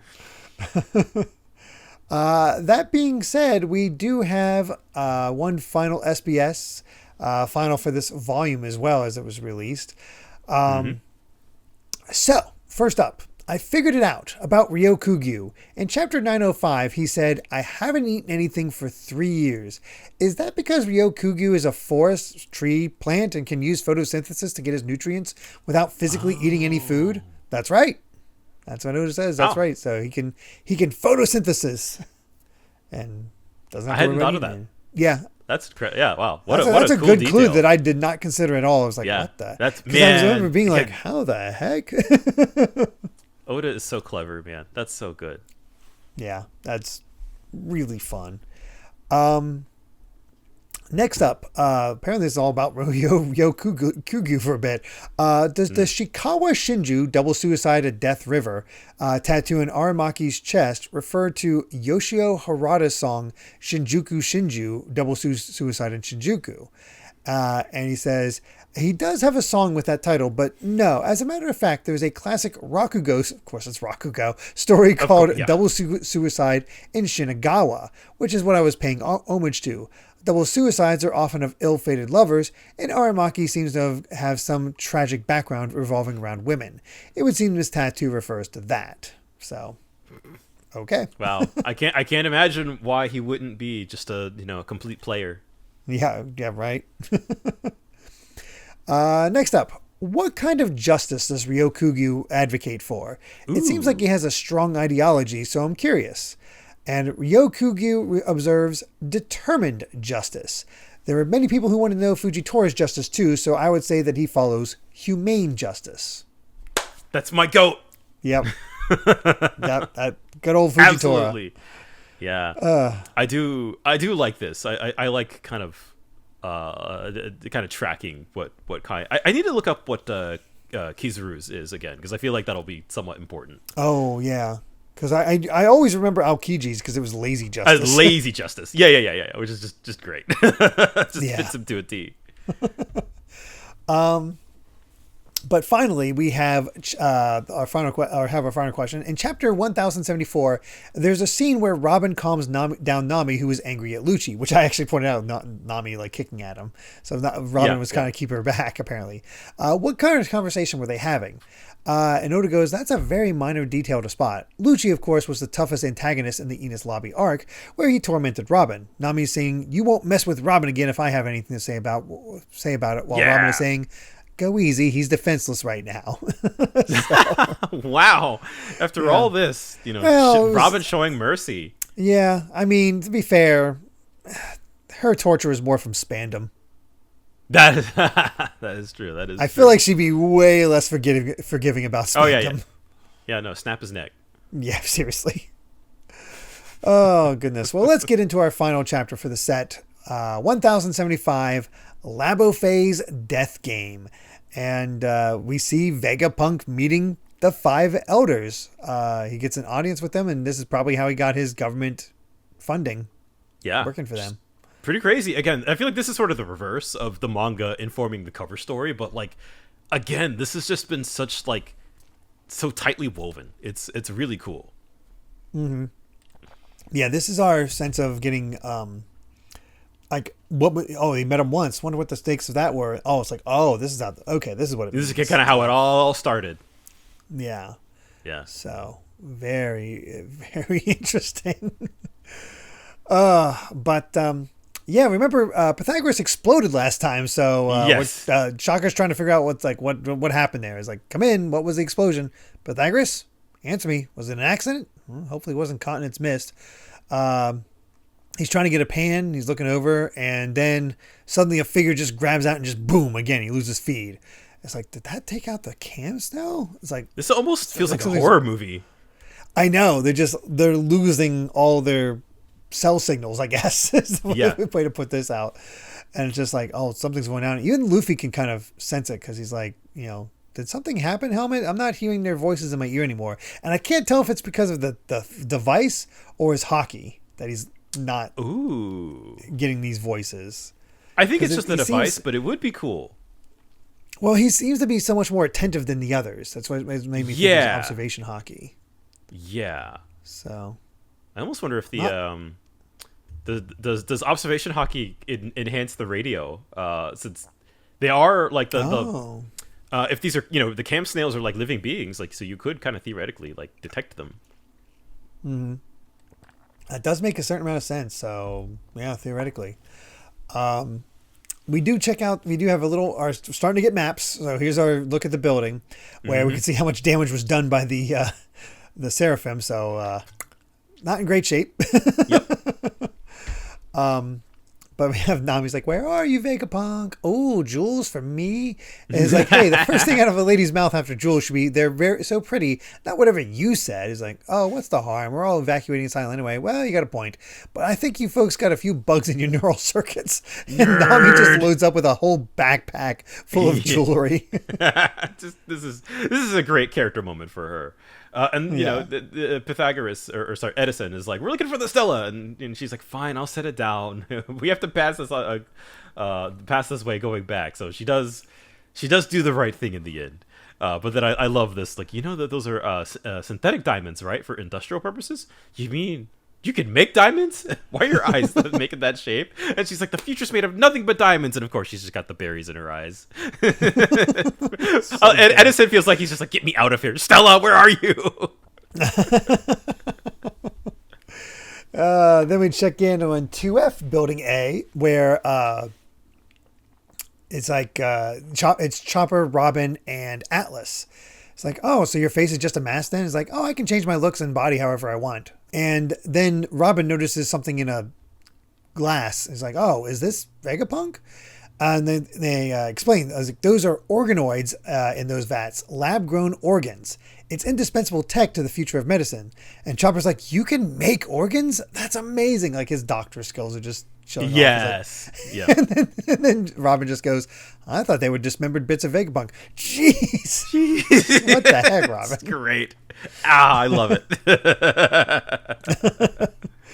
Then Luffy checks in on Shaka. I love how his name for him is just, hey, Helmet.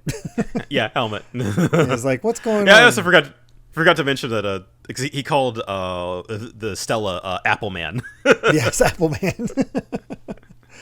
It's like, and Edison and Shaka's trying to get a hold of Edison. Come in. It's like, what? So it's like, I was hearing their voices in my ear right up until a minute ago, and I'm pretty sure I didn't break this one. I swear, I definitely didn't bang it on anything. It's like, no, just fucking. Again, it's kind of horror movie-ish. The camera feeds are going out one by one. Mm-hmm. They're losing their sight. So there's someone here inside the lab. So that's when they know there's some sort of saboteur somehow. I wonder if Oda played Among Us. That would be something. This is, 2023. But we're getting our other groups checking out. Second floor of building B on the right side, where it's Sanji, Jinbei, and Stussy. And I love how Sanji's like, I can't believe we're actually going to be sailing with you, Madam Stussy. You were at Big Mom's tea party, weren't you? Will you call me your dog? And then she just sort of pokes him. Is like, oh, come on, you big silly. Help me look for the Stella. I kind of like their dynamic, actually. She just plays along. Yeah, it's pretty fun. Meanwhile, Jinbei's like, this lab is enormous. Oh, it's the weapons development floor, so don't cause any vibrations. And then our other group on the third floor of building C on the left side is Usopp, Frankie, York, and Lilith. And yep. Usopp is freaking out. He's like, that's a bubble gun? Yeah, it shoots the ultimate bubbles that can deflect anything. And meanwhile, York is just sleepy.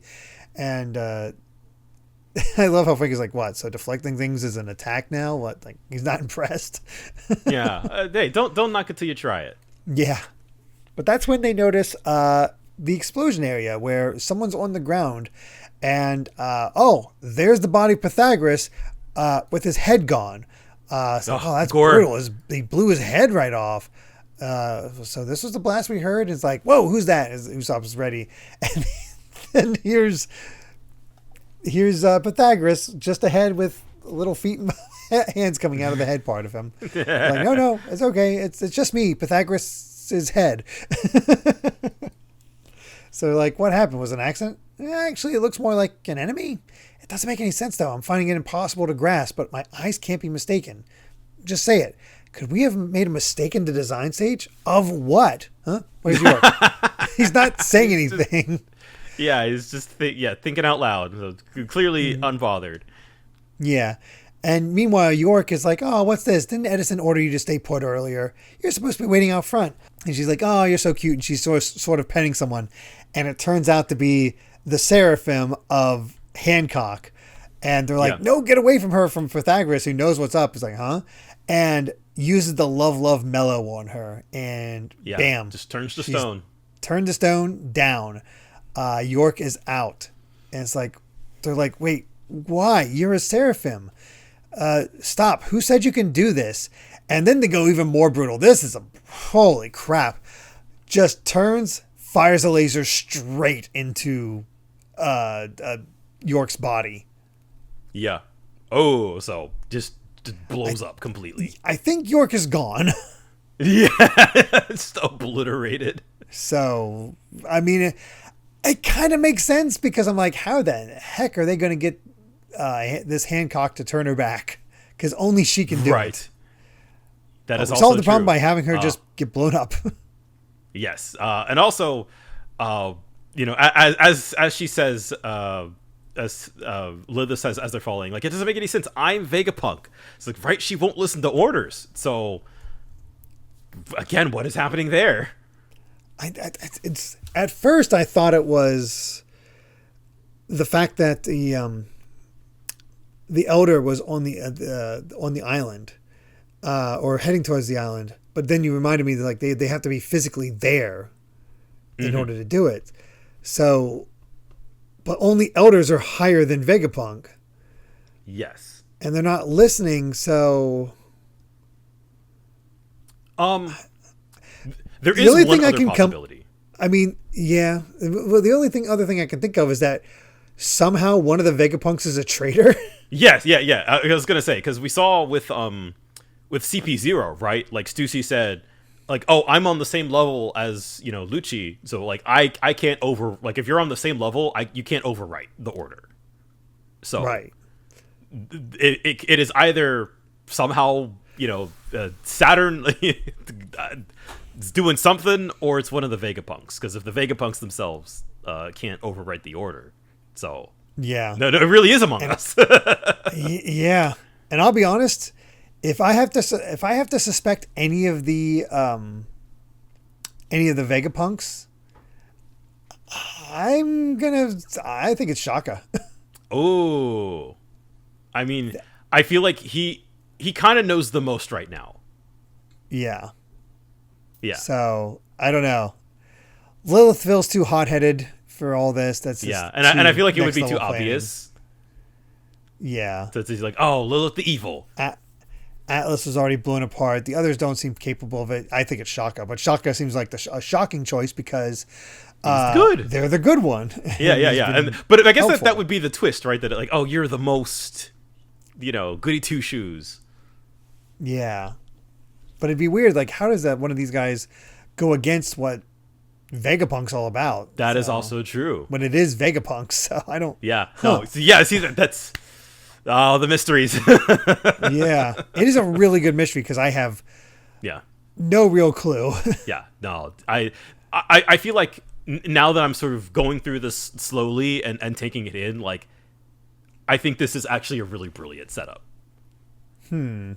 Yeah, especially because we get back here to the command room where Zora's asking for help from Luffy. He's like, you know, what's going on? And Shaka's just shocked because, well, it's not just Hancock going around doing this. It's Kuma and Mihawk. Mm-hmm. So, like, whose orders? You know, stop. Whose orders are you following? And they don't respond. So, I guess that's an order in the favor. That the initial order. You think the person who gave the initial order to rebel like this would stop. So that's a sign that Shaka might not be the one, but it's hard to say. That is, I guess that's also true. Like, if they were the person who initially gave the order, like you could presumably rewrite your own order, but that somebody else can't rewrite yours if they're on the same level. Yeah. Yeah. So that also. I like that the hints are kind of being placed here and are kind of saying like, oh, it could be this, but no, here's this. Here's why it wouldn't be this. Yeah. Huh. I also love the touch every time Zora draws her swords. Now they're just black. Oh, yeah. That's good. But yeah, he's like, is that going to stop them? Good, because they were going after CP0 too.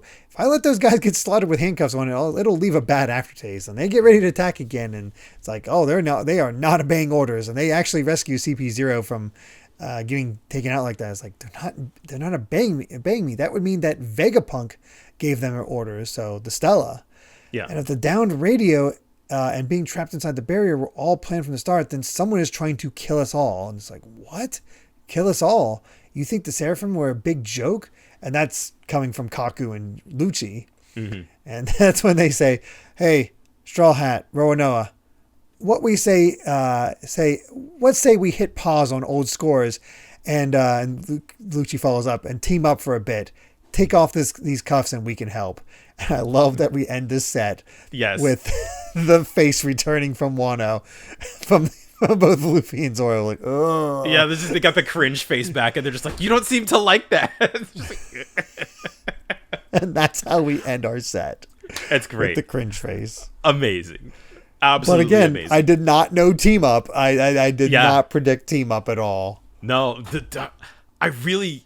I like when we sit down and read through these chapters, I really do appreciate just how this arc has been plotted. Because again, it's one thing to say as a longtime reader, right? Like, wow, we're getting so many revelations, we're getting so much lore, and connections, and like that stuff is great. But I also think that just removed from all of that, like the actual storytelling is really strong. Mm-hmm.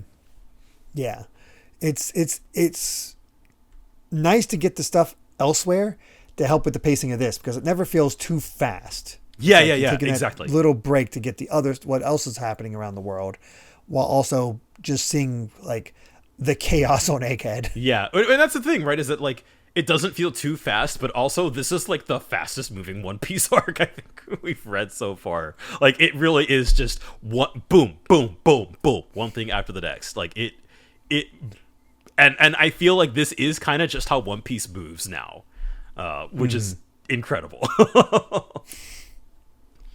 It feels like you can kind of feel like Oda's trying to wrap it up. Like this is the final saga.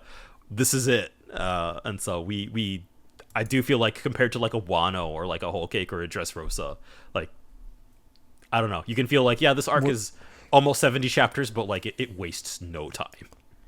It's just featuring the wider world in a lot of ways. Yeah, that's also true. Yeah, which is just a complete treat. Yeah, no, I think I think the structure of the story really is so good. It is that, and that we are almost 1100 chapters into this manga, and it can kind of still find ways to surprise you and to kind of evolve the storytelling. I don't know. I think it's brilliant. I can glaze this arc to hell and back. I love it so much. I am. It's going to be very interesting the further we catch up to see how it all, like, what state the manga is in by the time we catch up. Yes. Oh, yes, indeed. Yes, indeed. And then how, like, will it feel like we're heading towards like the final arc, or towards like getting even closer to the end by the end of Elbaf? Yeah. My gut says, honestly, like 3 arcs after Elbaf is how long it'll take. I could see 3. I could see 3. 3 feels like the max. Yeah. One to get presumably the final, if they haven't already got it, because I don't know, the final red the poneglyph.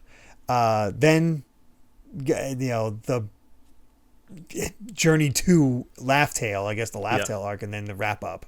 Yeah. That's where I kind of see it, but this is Oda, he could extend it. It just, yeah. Like I said, that's kind of the crazy part of the manga right now. I have no indication. Like, Elbaf is presumably almost over, and I'm kind of like, I've got no clue. None whatsoever, which is awesome. Oh my god. I kind of love that. It's just like, crazy. Okay, where's this going? Where are you going to take me next? What kind of interesting things are you going to show me next? And I'm just here for the ride, and I've been loving it. And all of the praise that we've been heaping on the actual kind of core story of Egghead aside, like I really love that this set really is, I think, it is doing so much for the moving pieces, right? Like, what's Kid doing? What's Garp doing? Why is Vivi with Morgans? All of these just things that will, somewhat coalesce, things that won't. I'm excited. I know because they are chapters that stick out in my head. I know where next week ends, and I know where the week after ends. And I think I'm excited for pretty much every set from here to the end of the arc. Like, I think there's going to be at least one thing that makes you go like, "Holy crap!" I am not surprised. Yeah, I think we have hit the point where the brakes are just gone. This is our 15 chapters of setup, and it's like, all right, go off. What's crazy to me is, like, at this point, I just looked up how many where the chapter that Egghead ends, and it's 1125. So we only have 50 chapters left of this. We sure do. Which is essentially gracious. That's 10 episodes. Yeah. 10 episodes when we wrapped up with Egghead. Oh, holy crap! I'm excited. I'm so excited. We have so much good stuff left. Seriously. Oh my god. So yeah, With that, I believe we've said all we wanted to say about chapters 1071 to 1075 of One Piece. Thank you so much for listening, and you can find more of my ramblings and stream pods over at BitNerd Games on YouTube, or simply BitNerd on BlueSky. And Brandon, where can everyone find you at? I am Brandon Bovia on BlueSky, talking about anime, manga, games in my job, and guess what? I work on Sonic now. Yeah. Yeah, it's kind of a big thing. I've been waiting to drop that bomb. With a certain blue hedgehog. Yeah, it's Sonic the Hedgehog and the Blade of Light, currently exclusive to the IDW, like their app. It's my first time working with IDW. They're getting their foray into, they do the US Sonic comics, and I guess they got the approval from Japan to handle the manga, and they were like, we need somebody, we need an expert, and I'm like, that's me. So one thing led to another, and here I am. So it's really exciting, and it's a really fun manga. So if you're a Sonic fan, I think you should check it out.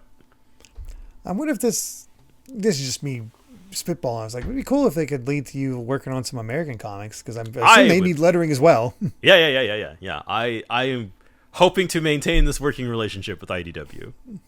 For sure. No promises, but then also lettering for Western comics and manga do have, like, I've never lettered a Western comic before. Obviously, like, the skills would transfer somewhat, but the processes are different. So I would have to learn it for sure. But yeah, because it's all basically original at that point. Yeah, exactly. So like that's the tricky thing, is that, like, with manga, the word balloons, right, are all like hand drawn by the manga artist. Like, they're the ones who decide how the text flows. I just have to kind of replicate that and make sure that the English text, like, is readable and looks good. But with Western comics, the letterer is the one who decides the flow for the most part. So that would be a big challenge, but I feel like I've read enough comics that I kind of have an innate understanding for it, hopefully. Yeah. At this point, but makes sense. would be cool, but I'm also not I'm not holding my breath either. I'm enjoying working on the Sonic manga as is for now. Perfect. Very cool. So definitely check that out. And if you'd like to help us out more, you can support the podcast over at patreon.com/Derrick Bittner. That's DerrickBitner to listen to the next episode ad-free 3 days early, as well as our patron-exclusive bonus episodes. And make sure to return next time as we discuss chapters 1076 to 1080 of One Piece. So until then, my friends, bye. I messed up the title. It's Sonic and the Blade of Courage. I said Blade of Light. But also, make sure to take life one piece at a time.